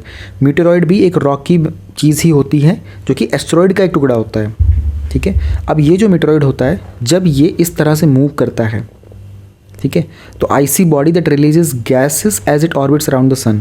अब मीटेरॉइड रॉकी हो गया, कॉमेट आईसी हो गया, ये दोनों डिफरेंट होते हैं, बट यही मीटेरॉइड जब इसी आईसी ये कॉमेट की तरह मूवमेंट करता है तो ये बनता है मीटियोर। दोनों में डिफरेंसेस हैं। मीटियोरॉइड रॉक का बना होता है, पत्थर का होता है, या फिर कोई मेटल हो सकता है। कॉमेट में आईसी बॉडी होती है। एस्टेरॉइड से बना मीटेरॉइड, मीटेरॉइड से बना मीटियोर, यानी कि जब वो स्पेस में चल रहा था तो उसके पीछे से आग की लपटें निकल रही थी। अब यही मीटियोर जब धरती पर पहुंच जाता है तो उसको बोलते हैं मीटियोराइट। मतलब अलग अलग जगह पे उसके नाम बदल जाते हैं और कुछ नहीं है। तो ये थोड़ा सा आपको कुछ तरीके से बस याद रखना है, क्योंकि इन डेफिनेशंस पर ना प्रीलिम्स में क्वेश्चंस बन जाते हैं। अब हमें ये सब समझ में आ गया कि बेनू है कुछ। तो बेनू ये है भाई अपना बेनू, ठीक है। तो ये अपना इतना बड़ा आईफिल टावर है, उससे ऊपर ये एम्पायर स्टेट बिल्डिंग है, और बेनू 510 मीटर तक का है, ठीक है। तो कार्बन से बना हुआ है ना, और कहते हैं कि 10 मिलियन सालों पहले सोलर सिस्टम में बना था, है ना, और मतलब establish with in 10 million years of formation of solar system, but actual में इसकी उम्र है ऑलमोस्ट 4.5 बिलियन ईयर्स ओल्ड, और सूर्य के चारों तरफ 1.2 ईयर्स में पूरा चक्कर काट लेता है, और हर 6 साल में धरती के बहुत करीब से गुजरता है। एस्टेरॉइड्स क्या होते हैं, उनके 3 क्लासेस होती हैं। एस्टेरॉइड 3 जगह पे पाए जाएंगे। मेन एस्टेरॉइड बेल्ट जो होती है वो है मार्स और जुपिटर के बीच में, ठीक है जी। और जो ट्रोजन्स होते हैं, तो बेसिकली इसको ये थोड़ा आपको समझना पड़ेगा कि नासा की रिपोर्ट ने कहा था कि Jupiter, Neptune and Mars trojans की। अब ये एस्टेरॉइड्स एक ऑर्बिट शेयर करते हैं लार्जर प्लेनेट के साथ, लेकिन उसके साथ जब कोलाइड नहीं करते हैं, ये वही एस्टेरॉइड होते हैं। तो कैटेगरीज हैं ये, ठीक है। 2011 में बताया गया था कि अर्थ ट्रोजन एज वेल, अर्थ पे ट्रोजन के तौर पर काम करती है। फिर धरती के पास वाले एस्ट्रॉइड्स होते हैं, जैसे अपना ये वेनू हो गया। एस्ट्रोनॉमी में इनका क्या कंट्रीब्यूशन होता है? सोलर सिस्टम के फॉर्मेशन के बारे में पता चलता है। क्यों? क्योंकि एस्ट्रॉइड क्या था, वो भी एक प्लेनेट की तरह एक रॉकी बॉडी ही है जो सूर्य के चारों तरफ घूम रहा था। और इसकी अगर बेनू की उम्र इतनी है, पुरानी है, तो मतलब ये भी समझ में आने लगेगा कि ये तब कहीं ना कहीं तब बने थे जब ये हमारा सोलर सिस्टम बना था, उसके आसपास ही। तो ऑरिजिन ऑफ लाइफ के बारे में पता चलेगा, धरती के ऊपर ज़िंदगी कैसे, क्योंकि इसके केमिकल और ऑर्गेनिक कंपाउंड्स को हम पढ़ेंगे। फिर फ्यूचर में हमें ये भी देखना पड़ेगा कि अपने, जैसे इन्होंने कहा ना कि अर्थ के पास से गुजरता है हर 6 साल के अंदर, तो प्लानिटरी डिफेंस के तौर पर भी ठीक है कि अगर हमको फ्यूचर में इंडिया अर्थ को प्रोटेक्ट करना होगा तो क्या हम एस्ट्रॉइड की हेल्प ले सकते हैं? अगर मान लो उसके ऊपर जाकर के कुछ एस्टेब्लिश करना पड़ा, कोई डिवाइस लगाना पड़ा, पॉसिबल है। उसके अलावा स्पेस को एक्सप्लोर करने के लिए बहुत सारे सैंपल्स कलेक्ट करने पड़ते हैं, है ना। तो फ्यूचर में स्पेस मिशंस भी जाएंगे। 2024 के अंदर जापान का जाएगा MMX, ठीक है, मार्स के मून्स को पढ़ने के लिए। नासा का यूरोप के भी जो है बहुत सारे चल रहे हैं दूसरे मून्स पर, एस्ट्रॉइड्स पर। तो सबका कॉन्ट्रीब्यूशन चलता है। फिर इनमें जो भी चीज़ें मिलती हैं, माइनिंग वगैरह जो मिलती है, उससे पता चलता है कुछ वैल्यूएबल मिनरल्स भी मिल सकते हैं यहाँ पर। मे बी वो अर्थ को ऐसा एलिमेंट मिल जाए जो अर्थ के लिए बहुत काम का हो, है ना, कुछ ऐसा डिवाइस बन जाए ऐसा कुछ काम का। फिर ग्लोबल मिशंस वगैरह होते हैं एक्सप्लोरेशंस के लिए, उनसे पता चलता है डीप स्पेस में साइंटिफिक कम्युनिटी काम करती है। तो कुछ ऐसे मिशंस हैं जिन्होंने कुछ सैंपल्स निकाले हैं स्पेस से। तो वो है नासा का अपोलो, जो कि मून का था, सबको पता ही 1969 का बहुत मेजर डेवलपमेंट था। नासा का जेनेसिस स्पेसक्राफ्ट था सोलर विंड के लिए। नासा का स्टारडस्ट मिशन था जो सैंपल्स लेके आया था कॉमेट के। नासा जाक्सा जो जापान का है, उसका हायाबुसा 2 था, उसने रियोगु के एस्ट्रॉइड से सैंपल्स लेके आया था, ये भी हम लोगों ने कवर किया था। फिर कुछ मिशंस थे जो एस्ट्रॉइड के लिए गए थे। तो गैलीलियो मिशन था, एस्ट्रॉइड गैस्परा गया था। 2005 में जापान ने हायाबुसा भेजा था, जो कि एक इटोकावा नाम का है, वहाँ पर गया था। और नासा का डॉन था, वो गया था वेस्टा के ऊपर। तो ये नाम यार ऐसे हैं कि ना इनको कुछ तो याद रखने पड़ेंगे, क्योंकि साइंस में ऐसे क्वेश्चंस आ जाते हैं। मे बी आपसे यही पूछ ले कि स्टार डस्ट मिशन जो था वो ब्लैक होल के लिए था, या फिर किसी कॉमेट के लिए था, या फिर किसी एस्ट्रॉइड के लिए था। तो अभी वाला जो था ये ओसाइरिस रेक्स वाला था, this was for asteroid Bennu. इस टॉपिक से आपके प्रीलिम्स के क्वेश्चन बहुत ज़्यादा आएंगे, ये वाला टॉपिक आपका मेंस का नहीं बनेगा। News in short of the science and tech section है, 7.7.1 में आएगा traditional medicine on the WHO's लिस्ट। देखो ICD है एक इंटरनेशनल क्लासिफिकेशन ऑफ डिजीज़। तो ये स्टैंडर्ड्स होते हैं जिसके हिसाब से किसी भी तरह का मोर्टेलिटी, मॉर्बिडिटी वगैरह का काम, रिपोर्टिंग, रिकॉर्डिंग, एनालिसिस किया जाता है। तो इसका मॉड्यूल 1 था पहले, उसके अंदर कुछ ट्रेडिशनल मेडिसिन की कंडीशंस थी जो कि एंशिएंट चाइना की थी, ठीक है, वो ऐड की गई थी। तो ये जो इसका मॉड्यूल ICD 11 था ना, ये आया था जनवरी 2022 में। अब क्या हुआ है, मिनिस्ट्री ऑफ आयुष ने कहा कि भाई हम भारत का आयुर्वेदा और उसके वाले जो सिस्टम्स होते हैं ना, इनको ICD के 11th मॉड्यूल 2 के अंदर ऐड करवाना चाहते हैं, ठीक है। तो उसमें हमारा national AYUSH morbidity and standardise terminologies electronic portal, NAMASTE जो हमारा पोर्टल है वो, और AHIMS, इन सब के थ्रू इन्फॉर्मेशन जाएगी। तो बेसिकली ट्रेडिशनल मेडिसिन क्या होती है, पुराने तरीके से हम कहते हैं ना, बहुत सारे नुस्खे होते थे हमारी फिजिकल और मेंटल हिलनेस को ट्रीट करने के लिए। तो कुछ नॉलेज, स्किल्स, प्रैक्टिसेस होती थी बहुत सारे कल्चर्स की। नमस्ते जो पोर्टल था, इसके अंदर बहुत सारे आयुर्वेदा, सिद्ध यूनानी वगैरह की टर्मिनोलॉजीज़ और मॉर्बिडिटी के कोड्स हैं। AHIMS क्या है, ये भी एक IT का ही प्लेटफॉर्म है जो इस तरह की डिलीवरी सिस्टम की सारी चीज़ों को मैनेज करता है। अगर हम ICD के 11 में, WHO का जो ICD 11 है, इसमें लिस्ट में ये सब चीज़ें ऐड करवा देंगे, उससे क्या होगा, बेसिकली इस तरह की चीज़ों को ना इंटरनेशनल लेवल के ऊपर एक रिकॉग्निशन मिल जाएगा। एंड हम इन्हें ग्लोबल की जो कन्वेंशनल मेडिसिन के नॉर्म्स है, मतलब जो रूल्स है ना, उनके साथ कंपेयर कर पाएंगे। अभी क्या होता है कि ना आपको अगर आयुर्वेदा का कॉन्सेप्ट करना हो तो उसका एक अलग प्रैक्टिशनिंग का लाइसेंस लेना पड़ता है, तो वो इंटरनेशनल लेवल के ऊपर कुछ जगह एप्लीकेबल नहीं होता। But if WHO includes them तो वो इंटरनेशनल लेवल पे एप्लीकेबल होने लग जाएगा। तो यूनिवर्सल हेल्थ कवरेज में भी ये चीज़ बहुत मदद करेगी, क्योंकि ट्रेडिशनल मेडिसिन को फिर हम लोग इंश्योरेंस का कवरेज भी दिलवाएंगे ना। इंश्योरेंस का कवरेज देने के लिए भी लाइसेंस होता है कि आपको इस पर्टिकुलर हॉस्पिटल में ट्रीटमेंट हो रहा था, उसके क्या क्या लाइसेंस होते हैं। तो बेसिकली हम इसका होराइजन एक्सपैंड करना चाह रहे हैं, इसका एक्सेप्टेंस इंक्रीज़ करना चाह रहे हैं। आयुष्मान भाव campaign ministry of health and family welfare का है, हेल्थ केयर कवरेज के लिए हर एक गांव और शहर में। तो आयुष्मान आपके द्वार, आयुष्मान मेला और आयुष्मान सभा, ये सब चीज़ें ऑर्गेनाइज की जाएंगी कैंपेन में। NGO, सेल्फ हेल्प ग्रुप, है ना, पंचायती राज इंस्टीट्यूशन, यूथ ग्रुप, इन सब की मदद ली जाएगी। Indian pharmacopoeia commission becomes a member of pharmacopoeial discussion group. ठीक है, मिनिस्ट्री ऑफ हेल्थ ने 2009 में बनाया था IPC, एक इंस्टीट्यूशन है। तो इसके अंदर ना बहुत सारी जो ड्रग्स, जो दवाइयाँ वगैरह होती है ना, कितनी इंपोर्ट एक्सपोर्ट हो रही है, उन सब की मैन्युफैक्चरिंग सेल का डेटा होता है। फार्माकोपिया क्या होता है, एक बुक होती है जिसमें सारी गवर्नमेंट की इस तरह की चीज़ें, स्टैंडर्ड्स क्या होंगे ना थेरेपेटिक ड्रग्स के, उनका इन्फॉर्मेशन होता है। जब हम लोगों ने बात की थी PDG के बारे में, this is PDG, pharmacopoeial discussion group. ये जो ग्रुप है ये क्या है, ये बनाया गया था 1989 में US, यूरोपियन यूनियन, जापान के द्वारा।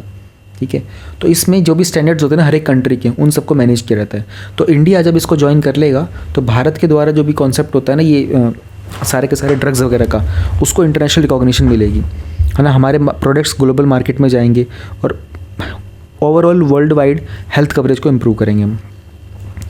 मोनोक्लोनल एंटीबॉडी, गवर्नमेंट ने कहा कि हम लोग मोनोक्लोनल एंटीबॉडी के डोजेज लेके आएंगे ऑस्ट्रेलिया से। तो ये बेसिकली क्या है, ये बहुत सारे जो इन्फेक्टेड पेशेंट थे ना, निपा जो आउटब्रेक होता है केरला में, उनको ट्रीट करने के लिए किया जाएगा। निपा क्या था, जूनोटिक वायरस था। जूनोटिक क्या होता है, जो कि एनिमल्स से ह्यूमन बींग्स में ट्रांसफ़र हो सकता है। ठीक है, कुछ डिजीज़ नॉन जूनोटिक भी होती है ना। तो ये सब आर्टिफिशियल एंटीबॉडीज़ होती हैं इम्यून सिस्टम को क्रिएट करने के लिए, जो मैंने आपको पिछला बताया था ना। अब एक होती पॉलीक्लोनल एंटीबॉडीज़, उसमें बहुत सारे B सेल के लिनेजेस से मिक्सचर लिया जाता है एंटीबॉडीज़ का। और जो मोनोक्लोनल्स होती हैं ना, वो हमारे इम्यून सिस्टम की चीज़ों को ही रिफ्लेक्ट करती हैं। तो इसमें स्पेसिफिक एंटीबॉडीज़ होती है मोनोक्लोनल के अंदर, और जब हम बात करते हैं पॉलीक्लोनल की, उसके अंदर मिक्सचर होता है एंटीबॉडीज़ का। तो इबोला, HIV, कैंसर, इन सब के ट्रीटमेंट के लिए इन तरह की एंटीबॉडीज़ का इस्तेमाल करते हैं। R21 मैट्रिक्स M मलेरिया की वैक्सीन है। WHO ने इसका सेकेंड मलेरिया वैक्सीन का अप्रूवल दे दिया है, खास करके घाना, नाइजीरिया, बुर्किना फासो।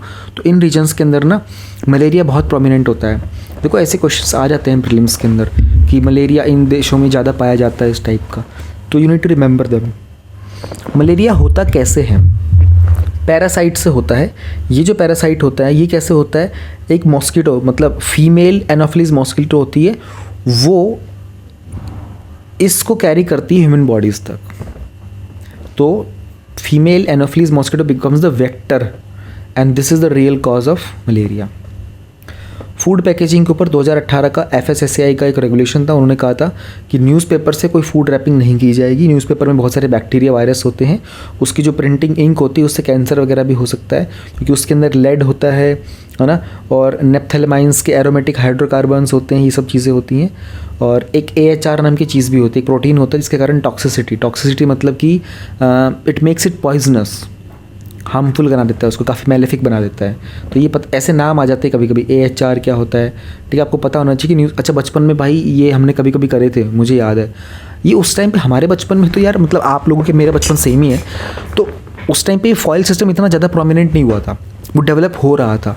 तो और मेरे को याद है कि हमारे पिताजी वगैरह जो थे वो बचपन में बताते थे कि उनके टाइम पर भी ऐसा ही होता था। वो स्कूल की कॉपियों के पन्ने निकाल करके उसमें, वो कागज़ भी नहीं बोलते थे, पन्ने बोलते थे, तो उसमें रोटियां लपेट कर लेके जाया करते थे। आप लोगों ने कभी ना कभी तो किया ही होगा एक्सपेरिमेंट। फिर बाद में ये सब चीज़ें आगे, लंच बॉक्स भी बड़े अच्छे अच्छे आगे बाद में। आजकल तो चीज़ें, और बटर पेपर आ गया अब, तो बहुत गजब की चीज़ है, काफ़ी सालों से आ रखा है, बट अब ज़्यादा यूज़ होने लग गया ये। तो पहले पता नहीं था, लोग न्यूज़पेपर के अंदर ना पराठे, रोटियाँ वगैरह, चीला वीला ये सब लपेट के ले जाया करते थे। तो देखो कितनी कमाल की बात, उस टाइम वो इजी लगता था, बट ये कितना नुकसानदायक होता है। तो ये इन्फॉर्मेशन होना, this is the point of being educated. आपको ज्ञान से बहुत कुछ पता चलता है। प्रोटीन बाइंडर्स क्या होते हैं, इसकी डेफिनेशन है यहाँ पर उन्होंने थोड़ी गलत सी दे रखी थी, बड़ी टफ थी, तो मैंने यहाँ पर अलग से लिख दी है। डेफिनेशन पढ़ते हैं पहले। तो ये मॉडिफाई करते हैं texture and consistency of any food product. किसी फूड के प्रोडक्ट का टेक्सचर चेंज करना, उसके लिए आप उसमें प्रोटीन बाइंडर ऐड कर सकते हो। जैसे कि कर्ड के अंदर जो योगर्ट होता है, ठीक है, तो उसको ज़्यादा थिक बनाना हो, क्रीमियर बनाना हो, है ना, उसका ईटिंग एक्सपीरियंस बेटर करना हो, उसके लिए हम लोग उसमें कुछ प्रोटीन बाइंडर्स ऐड कर सकते हैं। तो FSSAI ने कहा है कि भाई प्रोटीन बाइंडर्स को ऐड करना परमिटेड नहीं है। ठीक है, तो प्रोटीन बाइंडिंग से क्या होता है कि बायोलॉजिकल और जो न्यूट्रिशन वैल्यू होती है ना मिल्क के प्रोटीन की, उसके ऊपर काफ़ी असर पड़ता है।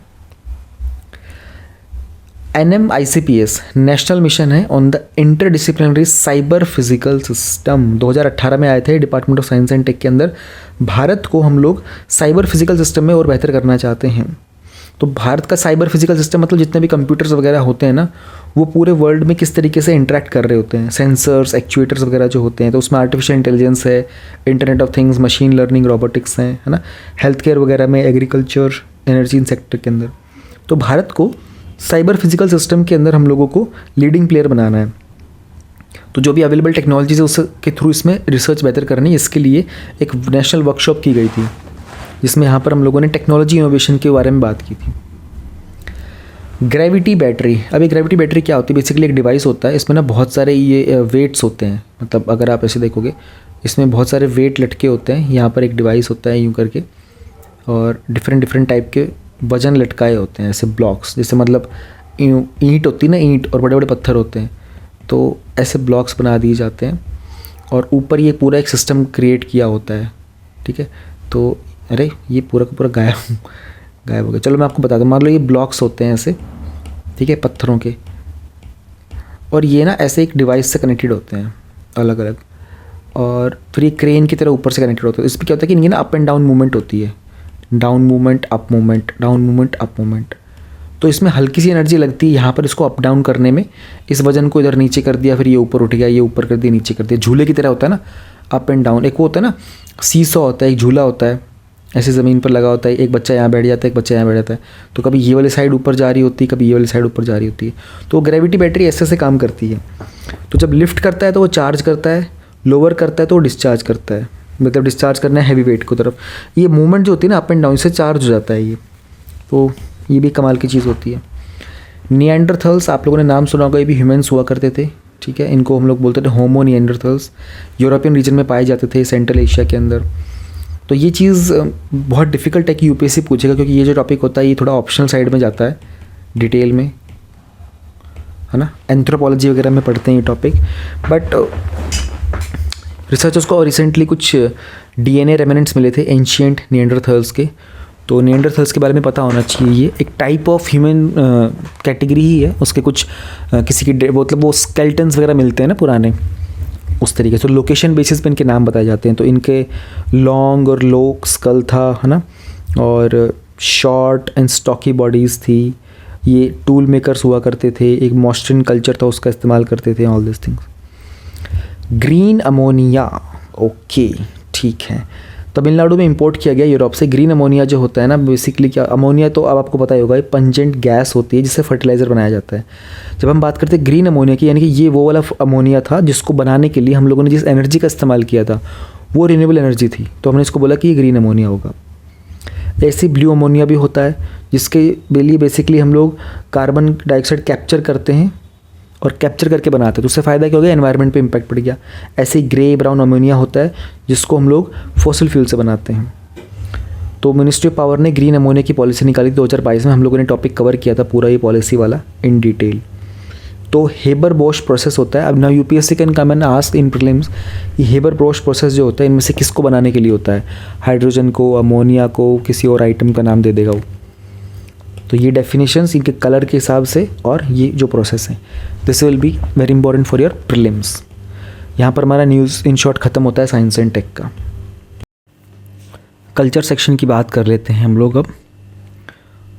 रूरल टूरिज़्म 8.1, तो UNWTO ने एक लिस्ट निकाली थी बेस्ट टूरिज़्म विलेजेस की 2023 की। ये कॉन्सेप्ट जो था UNWTO ने 2021 में शुरू किया था, ऐसा लिस्ट वगैरह निकालना। तो उसमें वो 3 पिलर्स पे काम करता है, best tourism villages upgrade programme and best tourism villages network. India UNWTO का मेंबर है, 1946 में इसको बनाया गया था। नाम अपने आप में बताता है कि वर्ल्ड में टूरिज़्म को प्रमोट करता है ये। तो 160 मेंबर स्टेट्स हैं, इंडिया इसका मेंबर ही ज़्यादा इंपॉर्टेंट है। कुछ 9 की एरियाज़ हैं जिनके फोकस, जैसे कल्चर, इकोनॉमिकली स्टेबल है भी या नहीं, वातावरण कैसा है वहाँ पर, गवर्नेंस कैसी है, हेल्थ, कल्चरल रिसोर्सेज को प्रमोट कर रहे हैं, कंजर्व कर रहे हैं कि नहीं कर रहे, सोशल लेवल पर सस्टेनेबिलिटी है कि नहीं, टूरिज़्म डेवलपमेंट, इंफ्रास्ट्रक्चर और कनेक्टिविटी। तो इन 9 फैक्टर्स को कंसिडर करके वो बताते हैं कि ये जो एरिया है ये बेस्ट टूरिज़्म की लिस्ट में है भी या नहीं। 2023 के अंदर धोरदो विलेज है, ये गुजरात के कच्छ डिस्ट्रिक्ट में आता है। तो ये बेस्ट टूरिज़्म विलेज का इसको अवार्ड मिला था। यहाँ पर रण उत्सव होता है, इसको वाइट डेजर्ट फेस्टिवल भी बोलते हैं। तो मुटवा कम्युनिटी है यहाँ पर, सिंध की वो पाई जाती हैं, और एक एम्ब्रॉयडरी भी करते हैं लोग, मुटवा एम्ब्रॉयडरी। देखो यहाँ से प्रीलिम्स के क्वेश्चन बनते हैं, तो इनको स्किप मत कीजिएगा। माडला विलेज है मध्य प्रदेश के पन्ना डिस्ट्रिक्ट के अंदर, तो इस गांव से कर्णावती नदी भी बहती है यहाँ पर। तो ये मिला था अपग्रेड प्रोग्राम के लिए। तो अलग अलग कैटेगरीज है ना। आगे फिर रूरल टूरिज़्म क्या होता है, ये मुझे लगता नहीं कि इसके ऊपर में ज़्यादा जाने की ज़रूरत है। टूरिज़्म मतलब वहाँ रूरल लाइफ कैसी है, आर्ट कल्चर कैसा है, हेरिटेज कैसा है, चैलेंजेस क्या आते हैं, वहाँ कनेक्टिविटी का इशू होता है, ट्रांसपोर्टेशन का लोगों में जागरूकता नहीं होती, ट्रेंड मैन पावर नहीं होती, अर्बन एरिया से उन लोगों को रिसोर्सेज फेच करने पड़ते हैं, डिजिटल लेवल पे बहुत सारी इलिटरेसी होती है।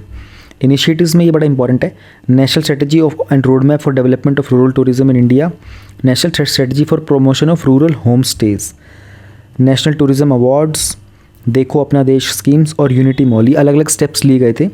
तो जो नेशनल स्ट्रेटजी बनाई गई थी ना promotion of rural home stage की, तो उसके लिए उन्होंने Indian institute of tourism and travel management को सेंट्रल नोडल एजेंसी बनाया था।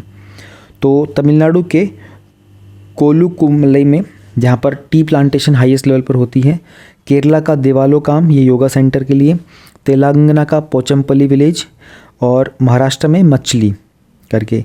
तो बेसिकली इनको आइडेंटिफाई किया गया था कि यहाँ पर लोगों को टूरिस्ट को बहुत यूनिक एक्सपीरियंसेस मिलते हैं।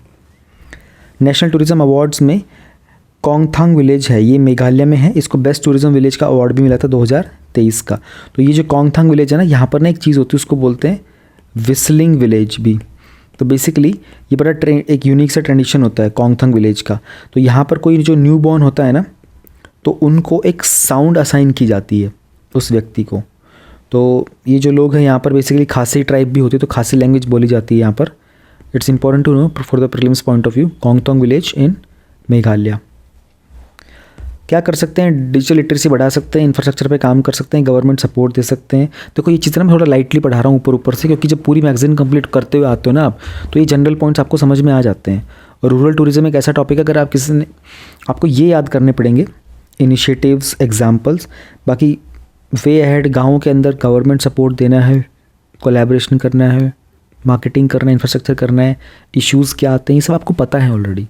आप जिस लेवल की प्रिपरेशन कर रहे हो उसमें आप ये चीज़ें अपने आप फ्रेम भी कर सकते हो। तो उस हिसाब से मैं इसको थोड़ा सा इग्नोर करके चल रहा हूँ। तो प्लीज़ इस बात का ध्यान रखिएगा, क्या याद करना है क्या नहीं करना है, ये ज़रूर याद करने हैं, ये प्रीलिम्स पॉइंट ऑफ व्यू से याद करना है। 8.2 military systems in ancient India. बहुत सारे प्रीलिम्स के क्वेश्चंस आते हैं ऐसे टॉपिक्स से। तो हमारे जो डिफेंस मिनिस्टर है उन्होंने एक प्रोजेक्ट लॉन्च किया था, उसका नाम है प्रोजेक्ट उद्भाव। क्योंकि एक इंडियन मिलिट्री हेरिटेज फेस्टिवल चल रहा था, वहाँ उस फेस्टिवल के बीच में एक प्रोजेक्ट को लॉन्च किया गया था। ये पूरा का पूरा प्रोजेक्ट इंडियन आर्मी का प्लस यूएसआई, तो United service institution of India जो है, वो एक थिंक टैंक की तरह काम करता है। जैसे अपना नीति आयोग है, ये नीति आयोग एक थिंक टैंक है। ऐसे और भी बहुत सारे होते हैं। ORF होता है, वो एक्सटर्नल अफेयर्स पे ज़्यादा फोकस करता है। एक सी से भी है कुछ, कैरी समथिंग करके। तो डिफेंस को लेकर के भी एक थिंक टैंक है जिसका नाम USI है। दोनों ने मिलकर के एक प्रोजेक्ट को लॉन्च किया, इसका नाम है उद्भाव। काम क्या होगा, हमारे भारत के अंदर ना पुराने स्टेट क्राफ्ट और बहुत सारे स्ट्रेटेजिक थॉट्स थे, उनको डिस्कवर करेंगे। ठीक है, तो कैसे कैसे तो उनको ज़रा देख लेते हैं, फिर आपको समझ में आए। जैसे कौटिल्य के टाइम पर, यानी कि जो चाणक्य थे उनके टाइम पर ना, अर्थशास्त्र के अंदर मौर्यन समय के अंदर उन्होंने मंडल थ्योरी के बारे में बात की थी। तो उन्होंने कहा था मंडल थ्योरी में ऐसा कुछ होता है जैसे कि आपका ये स्टेट है और यहाँ पर एक दूसरा स्टेट है और यहाँ पर एक तीसरा स्टेट होता है। तो ये A है, ये B है, ये C है। तो उन्होंने कहा कि आपका जो इमीडिएट नेक्स्ट होगा ना, वो आपका एनिमी हो सकता है। बहुत हाई चांसेस है कि आपका एनिमी होगा, लेकिन थोड़ा सा जो आपके डिस्टेंस के बियॉन्ड होगा ना, वो आपका फ्रेंड मिलेगा आपको। तो ये कॉन्सेप्ट तो इंडिया, चाइना और USA के बीच भी हो रहा है ना। मान लो this is India, this is China and this is USA। तो जो जस्ट हमारे नेक्स्ट है वो हमारा एनिमी ही है, और जो हमारे से थोड़ा डिस्टेंस पर है वो USA है। फिर डिप्लोमेसी पे बहुत बात की, तो उन्होंने कहा अलाइंसेस बनाओ, संगठन पे काम करो। कौटिल्य के टाइम पर अमात्यास, उनको स्पाइस बोलते थे, जासूस आज के डेट में भी होते हैं। एंड उन्होंने कहा था कि मिलिट्री एक्सपेडिशंस में ना बहुत सारे लॉजिस्टिक्स की रिक्वायरमेंट होगी, उन पे काम करो। कमंडक ने नीति सार के बारे में बात की थी। उन्होंने कहा था कि आसपास के जो नेशंस होते हैं उनके साथ फ्रेंडली रिलेशनशिप बनाने बहुत ज़रूरी होते हैं ताकि उस पूरे के पूरे किंगडम में स्टेबिलिटी मेंटेन रहे। उपेक्षा की भी एक स्ट्रैटेजी हुआ करती थी, डिप्लोमेटिक नेग्लेक्ट, डिप्लोमेटिक इनडिफरेंस, माया, डिसेप्शन के साथ। तो ये ना अलग अलग तरीके थे इंडियन फ्रीडम स्ट्रगल के भी। उन्होंने कहा था कि महिलाएं भी लड़ सकती हैं, और डिप्लोमेटिक नेग्लेक्ट और डिप्लोमेटिक इनडिफरेंस जो है ना, ये आज की डेट में बहुत प्रैक्टिस किया जाता है। तो ये क्या होता है कि focus on your national interest, maintain a good relationship, but that doesn't mean कि आप उनसे प्रभावित होकर के अपने डिसीजंस लोगे। That indifference should be there. फिर एथिकल कंडक्ट को लेकर के जो थिरुवल्लुर थे उन्होंने मेंशन किया था, मिलिट्री कोड्स बताए थे एथिक्स के बारे में। तो प्रिंसिपल्स ऑफ जेनेवा कन्वेंशन वो भी सिमिलर सा कॉन्सेप्ट है। अग्नि पुराण के अंदर उन्होंने बात की थी रिजर्व्स क्रिएट करने की। जैसे आज की डेट में मिलिट्री में रिजर्व्स होते हैं ना, तो रिजर्व्स का मतलब होता है जैसे कि अपना भाई वॉर के लिए ना, भारत जैसे देश के अंदर एक होता है आर्मी, एक होता है एयरफोर्स और एक हो गया नेवी। इनको हमने वॉर के लिए बनाया था। फिर बाकी हमारा सेंट्रल आर्म्ड पुलिस फोर्स हो गया, बीएसएफ को हमने बॉर्डर के लिए बनाया था, है ना। हमारे पास एसएसबीज हो गए। तो ये जो पैरामिलिट्री टाइप के होते हैं ना, ये अगर वॉर में इनकी पावर कम रहेगी ना, तो ये रिजर्व के तौर पर भी काम करते हैं। इसके अलावा भी जो डिफेंस में लोग होते हैं जो अर्ली रिटायरमेंट भी ले लेते हैं, और जो रिटायरमेंट के कुछ 5-10 साल का एक टाइम पीरियड होता है, वो रिजर्व में कंसिडर किए जाते हैं। अगर ज़रूरत पड़ेगी तो गवर्नमेंट उनको इन्वाइट कर सकती है दोबारा से, क्योंकि उन्होंने काफ़ी एक्सपीरियंस है ना। रामायण, महाभारत, बुद्धिस्ट के जत्काज में व्यू के बारे में बात की गई थी। तो चक्रव्यूह वगैरह, है ना, all this we have studied in Mahabharata. आपने कभी ना कभी नाम सुना होगा। जो अर्जुन का बेटा था, मैं नाम सडनली देखो ऐसे वैसे पता होता है लेकिन एकदम से स्किप हो रहा है अभी। तो you all know the name ना, चक्रव्यूह वगैरह को तोड़ने के लिए द्रोणाचार्य जी ने चक्रव्यूह बनाया था। अभिमन्यु आ गया, ऐसे बस स्लिप हो गया था, अभिमन्यु ने चक्रव्यूह तोड़ा था। तो ये सब कॉन्सेप्ट थे ये डिफेंस के। आज की डेट में इन चीज़ों का बड़ा इंपॉर्टेंट है। आज के जियोपॉलिटिकल चैलेंजेस के हिसाब से इनको देखना बड़ा सही होता है, और हमें अपनी कंट्री के खुद के अलाइंसेस को देख करके काम करना पड़ेगा। तो इन सब तरह की फॉरेन पॉलिसीज़ का हम इस्तेमाल कर सकते हैं, है ना। And we need to make sure ना, भारत को अपने बॉर्डर्स को लेकर के बड़ा ही सतर्क रहना पड़ेगा। पाकिस्तान है, चाइना है, ये हमारे एनिमी नेशंस में आते हैं, हम इनको एनिमी कंट्रीज़ कंसिडर करते हैं। फिर थोड़ी नैतिकता, थोड़ी मौलिकता पर भी काम करना पड़ेगा, है ना। मोरालिटी देखनी पड़ेगी। जो मूवी आई थी लक्ष्य, उसमें जो अमिताभ बच्चन थे उनका एक बड़ा पॉपुलर डायलॉग था। तो उन्होंने कहा था कि हम अपनी दुश्मनी में भी एक शराफत रखते हैं, क्योंकि उसमें था कि इंडियन आर्मी के कुछ सोल्जर्स ने पाकिस्तानी आर्मी के कुछ सोल्जर्स को मार दिया था उस फाइट में, और अमिताभ बच्चन ने ऑर्डर दिए थे कि इनको पूरी तमीज़ के साथ इनका पूरा संस्कार करके इनको दफन कर दिया जाए। तो जो सोल्जर्स थे वो थोड़ा नाराज़ हो गए थे। तो अमिताभ ने पूछा क्यों भाई, ऐसा नाराज़गी क्यों जता रहे हो? तो उन्होंने कहा था कि जिस तरीके से पाकिस्तानी आर्मी ने हमारे इंडियन सोल्जर्स को गर्दन काट कर भेजी थी ना, ये न्यूज़ आई थी आप लोगों को याद है एक बार पहले, और ये हुआ भी करता था, हमारे फौजियों के वो गर्दन काट करके भेज देते थे पैकिंग कर करके। तो फिर अमिताभ बच्चन बोलता है कि बेशक हो, यही उनमें डिफरेंस है, उनमें और हम में, कि हम अपनी दुश्मनी में भी एक शराफत रखते हैं। तो ये एथिकल प्रिंसिपल्स भी होते हैं। This is very good thing. तो ये बहुत कुछ है जो हम पुरानी चीज़ों से सीख सकते हैं। इस पर आपका मेंस का क्वेश्चन बन सकता है एक बहुत इंपॉर्टेंट। इस टॉपिक को आप मेंस पॉइंट ऑफ व्यू से पढ़िएगा। ये जो एग्जांपल्स है ना, यहाँ से बात बन जाएगी सारी की सारी। 8.3 sir Syed Ahmad Khan. We will try to understand उनके बारे में, उनका कॉन्ट्रीब्यूशन क्या था। तो उनकी 125th डेथ एनिवर्सरी थी। ध्यान दीजिएगा, ये बर्थ एनिवर्सरी नहीं है, ये डेथ एनिवर्सरी है। तो ही डाइड इन 1898। तो अब 2023 तक 125 साल हो चुके हैं। सिविल सर्वेंट थे, जर्नलिस्ट थे, educationist, social reformer and a very great historian as well. तो जानेंगे इनके बारे में। उन्होंने एक बड़ी इंपॉर्टेंट चीज़ के बारे में बात की थी, वो था इज्तिहाद, the validity of free inquiry, जांच पड़ताल। एक तरीके से देखा जाए तो इसका कनेक्शन बनता है फ्री रीजनिंग के साथ भी, है ना, the ability to question also. उन्होंने कुछ चीज़ों में बताया था कि मॉडर्न साइंस में और कुरान में काफ़ी चीज़ें सिमिलर भी हैं। उनके द्वारा कुछ चीज़ें लिखी गई थी, the cause of the Indian revolt, the Aligarh Institute Gazette, Tahzibul Akhlaq. उन्होंने कमेंट्री की थी बाइबल पर। उसके अलावा असर उल सनादिद, है ना, इंडियन रिच कल्चर हेरिटेज को लेकर के। तो ये चीज़ें ना पूछ लेता है कभी कभी यूपीएससी, मैच द फॉलोइंग में भी दे देता है। प्रीलिम्स की चीज़ें हैं, थोड़ा इनको ये फैक्चुअल इन्फॉर्मेशन है, it's little difficult to even digest also, but you have to go through them once, at least once. हमने देखा उन्होंने बहुत सारे योगदान किए थे, उसमें से एक था सोशल रिफॉर्मर का। तो समाज में किस तरह के बदलाव लेके आए थे। 1863 में साइंटिफिक सोसाइटी इस्टेब्लिश की थी ताकि जो मुस्लिम लोग हैं उनका साइंटिफिक टेम्परामेंट इंक्रीज़ किया जा सके। साइंटिफिक टेम्परामेंट के बारे में मेंशन किया गया है हमारे कॉन्स्टिट्यूशन में भी। अब मेरा आपसे छोटा सा एक क्वेश्चन होगा, बहुत सिंपल सा, कि ईदर इट इज़ DPSP या फिर फंडामेंटल ड्यूटी या फंडामेंटल राइट, या तो तीनों में या किसी एक में या इनमें से दो में, कहाँ पर हमारे कॉन्स्टिट्यूशन में साइंटिफिक टेम्परामेंट के बारे में बात की गई है। आप कमेंट सेक्शन में बता सकते हो अगर आपको आता है तो, क्योंकि आपके DPSPs, your fundamental duties and your fundamental rights, ये तो आपको फिंगर टिप्स पे याद होने चाहिए कौन सा आर्टिकल कहाँ से क्या तक है। तो आर्टिकल नंबर 12 से 51 तक तो आपको बिल्कुल एकदम फिंगर टिप्स पे याद होने चाहिए। सो बताइएगा, जिसको मालूम होगा वो बता दे, जिसको नहीं मालूम कोई बात नहीं, मत बताओ। फिर इंग्लिश लैंग्वेज भी सिखाना चाहते थे मुस्लिम्स को। 1875 में उन्होंने मोहम्मदन एंग्लो ओरिएंटल कॉलेज बनाया था। अलीगढ़ मूवमेंट की शुरुआत की थी। तो आप लोग अलीगढ़ मूवमेंट के बारे में पढ़ते हैं मॉडर्न हिस्ट्री में, है ना। ये सब पॉइंट्स इनको कनेक्ट करना होगा आपको अपने पहले से पढ़े हुए कंटेंट के साथ। उन्होंने कोशिश की थी कि भारतीय जो मुस्लिम्स हैं वो नेशनल मूवमेंट को ज्वाइन ना करें बाद में, नेशनल मूवमेंट के टाइम पर। फिर 2 नेशन थ्योरी के बारे में भी उन्होंने बात की थी। उन्होंने कहा था कि हिंदू और मुस्लिम एक नेशन के अंदर नहीं रह सकते। It was his understanding. Women rights के ऊपर भी कुछ कंजर्वेटिव थे काफ़ी वो, है ना। उन्होंने बात की थी कि महिलाओं को घर परिवार के जो रोल्स होते हैं उनको ज़्यादा निभाना चाहिए। फिर उन्होंने कहा थी कि अगर महिलाओं को फॉर्मल एजुकेशन दी जाएगी, औपचारिक शिक्षा, तो उनकी शादी में तकलीफ आ सकती है। तो ये विचारधारा आज की डेट में एक्सेप्ट नहीं की जाती है। उन्होंने अपने टाइम पर जिस अंडरस्टैंडिंग से दी थी उसके बारे में हम लोग बात कर रहे हैं विमेन राइट्स के ऊपर। तो कहीं ना कहीं ये चीज़ कंजर्वेटिव रही है जिसको आज का समाज एक्सेप्ट नहीं करेगा। उन्होंने पर्दा सिस्टम, होम एजुकेशन को सपोर्ट किया था। वो को एजुकेशन में बिलीव नहीं करते थे, है ना। और उन्होंने पॉलीगमी को डिनाउंस किया था बेसिकली। इन सब के अलावा भी पॉलीगमी मतलब मल्टीपल मैरिजेस करना, वो चाहते थे कि ये भी ठीक नहीं है।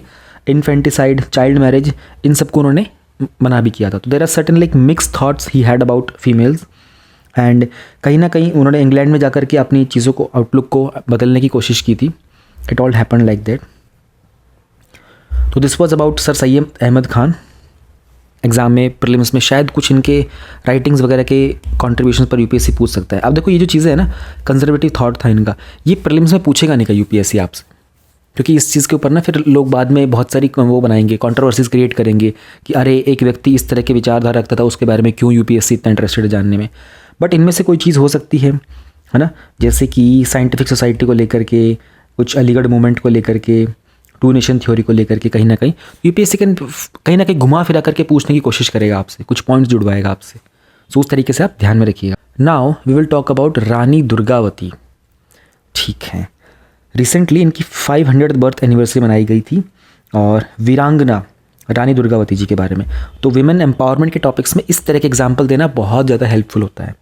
ठीक है, इनका जन्म यूपी के बांदा में हुआ था, चंडेल डायनेस्टी में, और इनकी शादी हुई थी दलपत शाह से, जो कि गौंड डायनेस्टी के थे। भारत के सेंट्रल इंडिया के अंदर जो गौंड्स हैं, ये सबसे लार्जेस्ट ट्राइबल ग्रुप माना जाता है। आप लोगों ने मूवी देखी होगी ना RRR, तो उसके अंदर जो वो जूनियर NTR है, उसने एक पर्सन का, एक ट्राइबल का रोल प्ले किया, और वो गोंड है। फिर गौंड डायनेस्टी की उन्होंने जो राजभार था उसको भी संभाला था। She was contemporary of Mughal emperor Akbar. Akbar के टाइम पर ये थी, एंड उन्होंने मुगल्स के एक्सपेंशन को अपोज किया था। वो नहीं चाहते थे कि मुगल्स इस तरह से एक्सपैंड करें। उन्होंने रानी ताल, चेरी ताल, अधर ताल ये सब बनवाए थे, और स्ट्रेटेजिक तरीके से सतपुरा हिल के ऊपर उन्होंने अपनी कैपिटल को भी शिफ्ट कर दिया था। और इसके अलावा उन्होंने बहुत सारी चीज़ें इस्टेब्लिश करी थी। जो गढ़ई रीजन है वहाँ पर पुष्टि मार्ग कल्ट को इस्टेब्लिश करने में बात की थी। She was too much into secular governance. उनके विचारधारा ये थे कि शासन जो होना चाहिए वो सेक्युलर तरीके से किया जाना चाहिए। तारिक फरिश्ता, वहाँ पर बात की गई थी कि दुर्गावती ने बस बहादुर को डिफीट किया था, जो मालवा के रूलर थे। और अबू फजल का जो कॉन्सेप्ट था, ब्रिटिश कर्नल वगैरह थे, स्लीमन, उन सब ने दुर्गावती की कहानी को बहुत जगह पर मेंशन भी किया है। तो ये हिस्टोरिकल डॉक्यूमेंटेशन के बारे में यहाँ से पाया जाता है। थोड़ा सा बुंदेलखंड के जो चंडेल डायनेस्टी उसके बारे में जान लेते हैं। भारतीय राजपूत थे, वो सेंट्रल इंडिया में पाए जाते थे। और खजुराहो, ठीक है, बाद में इसका महोबा में शिफ्ट कर दिया था कैपिटल को। संस्कृत और प्राकृत, ये 2 भाषाएं आप ऐतिहासिक तौर पर बहुत पढ़ते हैं। विमेन को उस टाइम पर, महिलाओं को मतलब पत्नी के रूप में, उनको परिवार के अंदर ऊंचा स्थान दिया जाता था। अब इस तरह के सवाल पहले आए हैं ना प्रीलिम्स के अंदर, आप लोगों ने देखे होंगे जिन्होंने PYQ सॉल्व किए हैं। ऐसी चीज़ें पूछ लेता है UPSC. Temples of Khajuraho school, ये आप लोग अपने पढ़ते हो आर्ट एंड कल्चर में, तो वहाँ पर इंस्पिरेशन ली थी। वात्स्यायन का जो कामा सूत्र है ना, तो जो खजुराहो के टेम्पल्स वगैरह है उनके बाहर इस तरह की इमेजेस बनाई गई थी। अब आज की डेट में जब उनको डिकोड करते समझ में आता है कि व्यक्ति जब उस मंदिर में एंटर करे उससे पहले उन सब इमेजेस को देख करके अपनी सारी ऑब्सेशन, अपनी सारी फेवरिशनेस, अपनी सारी लस्टफुलनेस को वहाँ पर ड्रॉप कर दे, तो बिकम अवेयर कि this is how it goes and then drop it and then enter inside the temple. तो बड़ा सुंदर एक प्रोसेस बनाया गया था उसमें। हिंदू और जैन रिलीजन के लोग यहाँ पाए जाते थे। वहाँ पर जो मंदिर वगैरह बनाए गए वो पंचायतन स्टाइल में बनाए गए। ये भी आपके प्रीलिम्स में एक बार पूछा जा चुका है ना। विश्वनाथ टेम्पल है, लक्ष्मण टेम्पल है, कंदरिया महादेव टेम्पल है, सन टेम्पल भी हैं। उसके अलावा बहुत सारी चीज़ें हैं। तो इसके बाद महमूद गजनविद और कुतुबुद्दीन ऐबक ने इन चीज़ों पर इन्वेजन करके इस पूरे के पूरे एरा को ख़त्म करने की कोशिश भी की थी। Very very wonderful example for the women empowerment, और not just women empowerment, it's your own understanding also कि भारत की महान वीरांगनाएं कौन कौन थी, उनके बारे में कुछ ना कुछ आपको इन्फॉर्मेशन हमेशा ही होनी चाहिए। Now we has news in short of the culture section. सबसे पहले हम लोग बात करेंगे लिटरेचर के नोबेल प्राइज़ की। तो ये इस बार दिया गया है नॉर्वे के एक ऑथर और ड्रामेटिस्ट हैं जॉन फोसे को। उन्होंने बड़े इनोवेटिव प्लेस बनाए थे और कुछ प्रोज लिखे थे। To give voice to the unseeable, जिसे नहीं कहा जा सकता उन चीज़ों के बारे में। तो प्रोज क्या होता है यहाँ पर, बस यही एक डिफ़िकल्ट चीज़ है। तो प्रोज का मतलब होता है समथिंग जो लिखा हुआ है बट उसका कोई रिदम नहीं है। जैसे हम लोग आम तौर पर दिन भर की जो वार्तालाप करते, कम्युनिकेशन करते हैं ना, तो ये जो प्रोज होता है ना, it's little different from the poetry. आप लोगों में से कोई लिटरेचर का होगा, साहित्यिक बैकग्राउंड का होगा, वो समझते होंगे प्रोज के बारे में। ठीक है जी। तो इसमें नोबेल प्राइज़ लिटरेचर का है वो 11 मिलियन स्वीडिश क्रोनर यानी कि $1 मिलियन तक होता है। एंड बहुत समय से दिया जा रहा है। बाकी देखो नोबेल प्राइज़ हमने सारे कवर कर लिए, इकोनॉमिक्स का, फिज़िक्स, केमिस्ट्री, मेडिसिन और लिटरेचर का भी। कुछ रह तो नहीं गया, एक पीस वाला था वो भी कवर कर लिया। We have covered everything. Next is Toto language. Toto, तो टोटल लैंग्वेज के बारे में अगर हम लोग बात करते हैं, धनी राम जो थे उन्होंने टोटल लैंग्वेज की स्क्रिप्ट बनाई थी। उसके लिए उनको पद्मश्री भी मिला था। हिमालयन रीजन के अंदर जो भूटान और वेस्ट बंगाल का रीजन है ना, वहाँ पर टोटोपारा लोकेटेड है। तो ये सीनो तिब्बतन फैमिली को बिलोंग करता है। अरुणाचल की याक है छुरपी। ठीक है, ये पहला याक मिल्क बन गया है जिसको जीआई टैग मिला है। याक आप लोगों ने देखी होगी, वो दूध भी देती है। ठीक है, जैसे शीप होती है, गोट होती है और फीमेल कैमल होता है ना, काउ इज़ देयर। इन सब का इनको सबकी मिल्किंग की जाती है।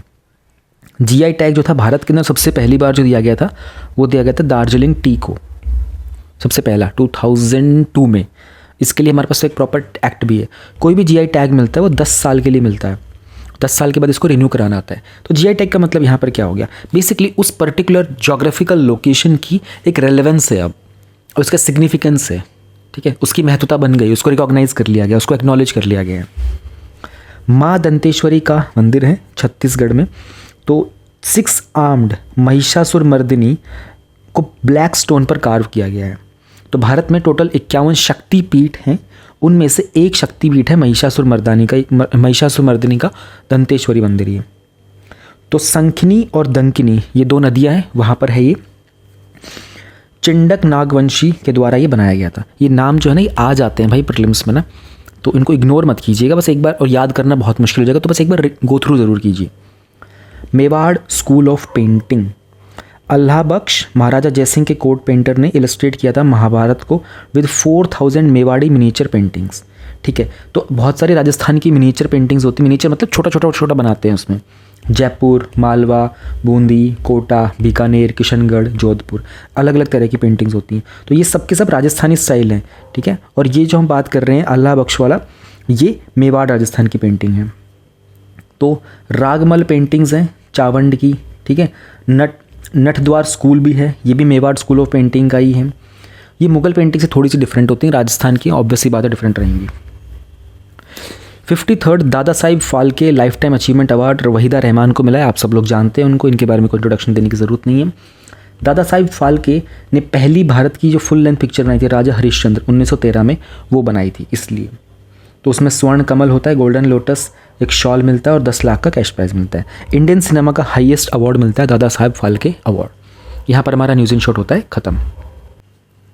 एथिक्स वाला सेक्शन हम लोग इस वीडियो में कवर नहीं करते हैं, बीच में 1-2 बार कवर करने की कोशिश की थी but it didn't make any sense, क्योंकि थोड़ा पेपर डिफरेंट है उसकी तैयारी डिफरेंट तरीके से आपकी करनी होती है, वो एक ही बारे में ढंग से पढ़ा जाएगा, ऐसे एक एक महीने में एक एक टॉपिक्स इसमें खास बात नहीं बनेगी। So will go to the schemes in news. We have this Pradhan Mantri street vendor Atmanirbhar Nidhi scheme. ये यूपीएससी ने प्रीलिम्स में पूछी है, बट वो सिविल सर्विस के प्रीलिम्स में ना पूछकर किसी दूसरे एग्जाम के प्रीलिम्स में पूछ लिया है स्कीम को। तो क्या होता है ना, निधि भारत स्वनिधि, ठीक है, तो निधि वाले को स्वनिधि बनाया गया। इसमें क्या हुआ है, ये माइक्रो क्रेडिट है, यानी कि छोटा लोन मिलता है आपको 10,000 रुपये तक का 1 साल के लिए। वो लोग जिन्होंने कोविड टाइम के ऊपर उनका लाइवलीहुड बिगड़ गया था, स्ट्रीट वेंडर, जो सड़कों के ऊपर जो रेहड़ी से बेचने वाले जो लोग होते हैं ना, उनके लिए सेंट्रल सेक्टर स्कीम है। सारा का सारा पैसा इंडियन गवर्नमेंट देगी, central government, ministry of housing and urban affair के द्वारा। SIDBI small industries development bank इसको इम्प्लीमेंट करता है। सारे वो स्ट्रीट वेंडर्स जो अर्बन एरिया में हैं 24 मार्च 2020 से पहले, तो उनके पास एक आइडेंटिटी कार्ड होना चाहिए अर्बन लोकल बॉडी का, ठीक है, सर्वे में उनका नाम आया जाना चाहिए। तो ये सब कंडीशन वगैरह हैं, क्राइटेरिया हैं। अभी ये एक्सटेंड की गई है दिसंबर 2024 तक, ठीक है। क्वालिटी काउंसिल ऑफ इंडिया इसको प्रोग्राम को इम्प्लीमेंट करने के लिए जिम्मेदार हैं। 20,000 रुपये भी मिल जाता है, 50,000 भी मिल जाता है अगर उन्होंने टाइम से अपना रीपे कर दिया होता है तो ये लाइवलीहुड को मेंटेन करने की माइक्रो क्रेडिट की स्कीम है। इसमें बहुत अच्छा कॉन्सेप्ट था, क्योंकि वो लोगों को फिर पैसे मिल नहीं पा रहे होते ना, तो उनका बेचारों का घर बार चलना मुश्किल हो जाता है। तो यहाँ पर हमारी पूरी की पूरी मैगज़ीन जो होती है वो ख़त्म होती है। तो जिसने यहाँ तक देख लियो, मैं आपसे एक हाथ जोड़कर रिक्वेस्ट करूँगा, आप लोग कमेंट में ये बता दीजिएगा कि आपने यहाँ तक कंप्लीट कर लिया है। हाँ यार, मैं सच बताऊँ ना, मैं नहीं चाह रहा था ये वाली मैगज़ीन लेट हो। I know it got extended last वाला पार्ट तक, इतना नहीं होना चाहिए। तो अराउंड 20 से 24 के बीच तक की पूरी मैगज़ीन ख़त्म हो जानी चाहिए। जिस महीने लेट होती है उसका कारण सिर्फ ये होता है कि मुझे बहुत ज़्यादा ट्रैवल करना पड़ता है और मैं बार बार ये सारा सामान, आईपैड, लैपटॉप, फ़ोन, माइक वाइक, सब साउंड सिस्टम लेकर के कैरी नहीं कर सकता जगह जगह। तो फिर वो रिदम बनाना पड़ता है, या तो रात को बैठो या दिन में बैठो, उस तरीके से। फिर वो पूरा एडिट होती है, उसमें बहुत सारी कटिंग्स होती हैं, फिर वो पूरी रेंडर होती है, रेंडर होकर फिर वो अपलोड होती है, अपलोड होकर उसकी प्रोसेसिंग होती है, प्रोसेसिंग होकर फिर उसका टाइम स्टैम्प क्रिएट करना पड़ता है, फिर उसके थंबनेल बनाने पड़ते हैं, शेयर। तो ये प्रोसेस लंबा हो जाता है और दूसरे कामों के बीच में ना ये चीज़ें ऐसे हो नहीं पाती। इसके लिए पूरे 1-2 दिन चाहिए होते हैं एक वीडियो के लिए। तो बाकी मैं कोशिश मेरी ये रहती है कि मैं टाइम से ही अपलोड करूँ। मैं झूठ नहीं बोल रहा हूँ, मैं मजाक नहीं कर रहा, मैं सच में यही चाहता हूँ। सिर्फ ऐसा होता है कि कुछ बहुत ज़्यादा काम आ जाते हैं, एक जगह पर टिक के बैठ नहीं पा रहा होता हूँ, ट्रैवल ज़्यादा होता है, तो फिर वो स्किप करना पड़ता है। आई विल मेक श्योर अभी जो 20th से लेकर 25 के बीच में आ जाएगी नवंबर वाली, I will try my best कि मैं उसको 25 तारीख तक कंप्लीट करने की पूरी कोशिश करूँगा। मैं आप लोगों को इसमें निराश नहीं करूँगा। बस मुझे इस वीडियो को मैं कहीं और पर कमेंट की डिमांड भी नहीं करता हूँ। This is just for me कि आइडिया लगता रहे कि हाँ, लोग यहाँ तक पहुँच पा रहे हैं। आप इस वाले वीडियो के नीचे कंप्लीट लिख दीजिएगा। मैं बहुत बहुत आभारी रहूँगा आपका। All the best. आपकी जो भी इच्छाएँ हैं, जो भी आप डिज़र्व करते हो अपनी लाइफ में, ईश्वर करे कि आपको वो मिले। Thank you very much. Tata, bye bye, take care.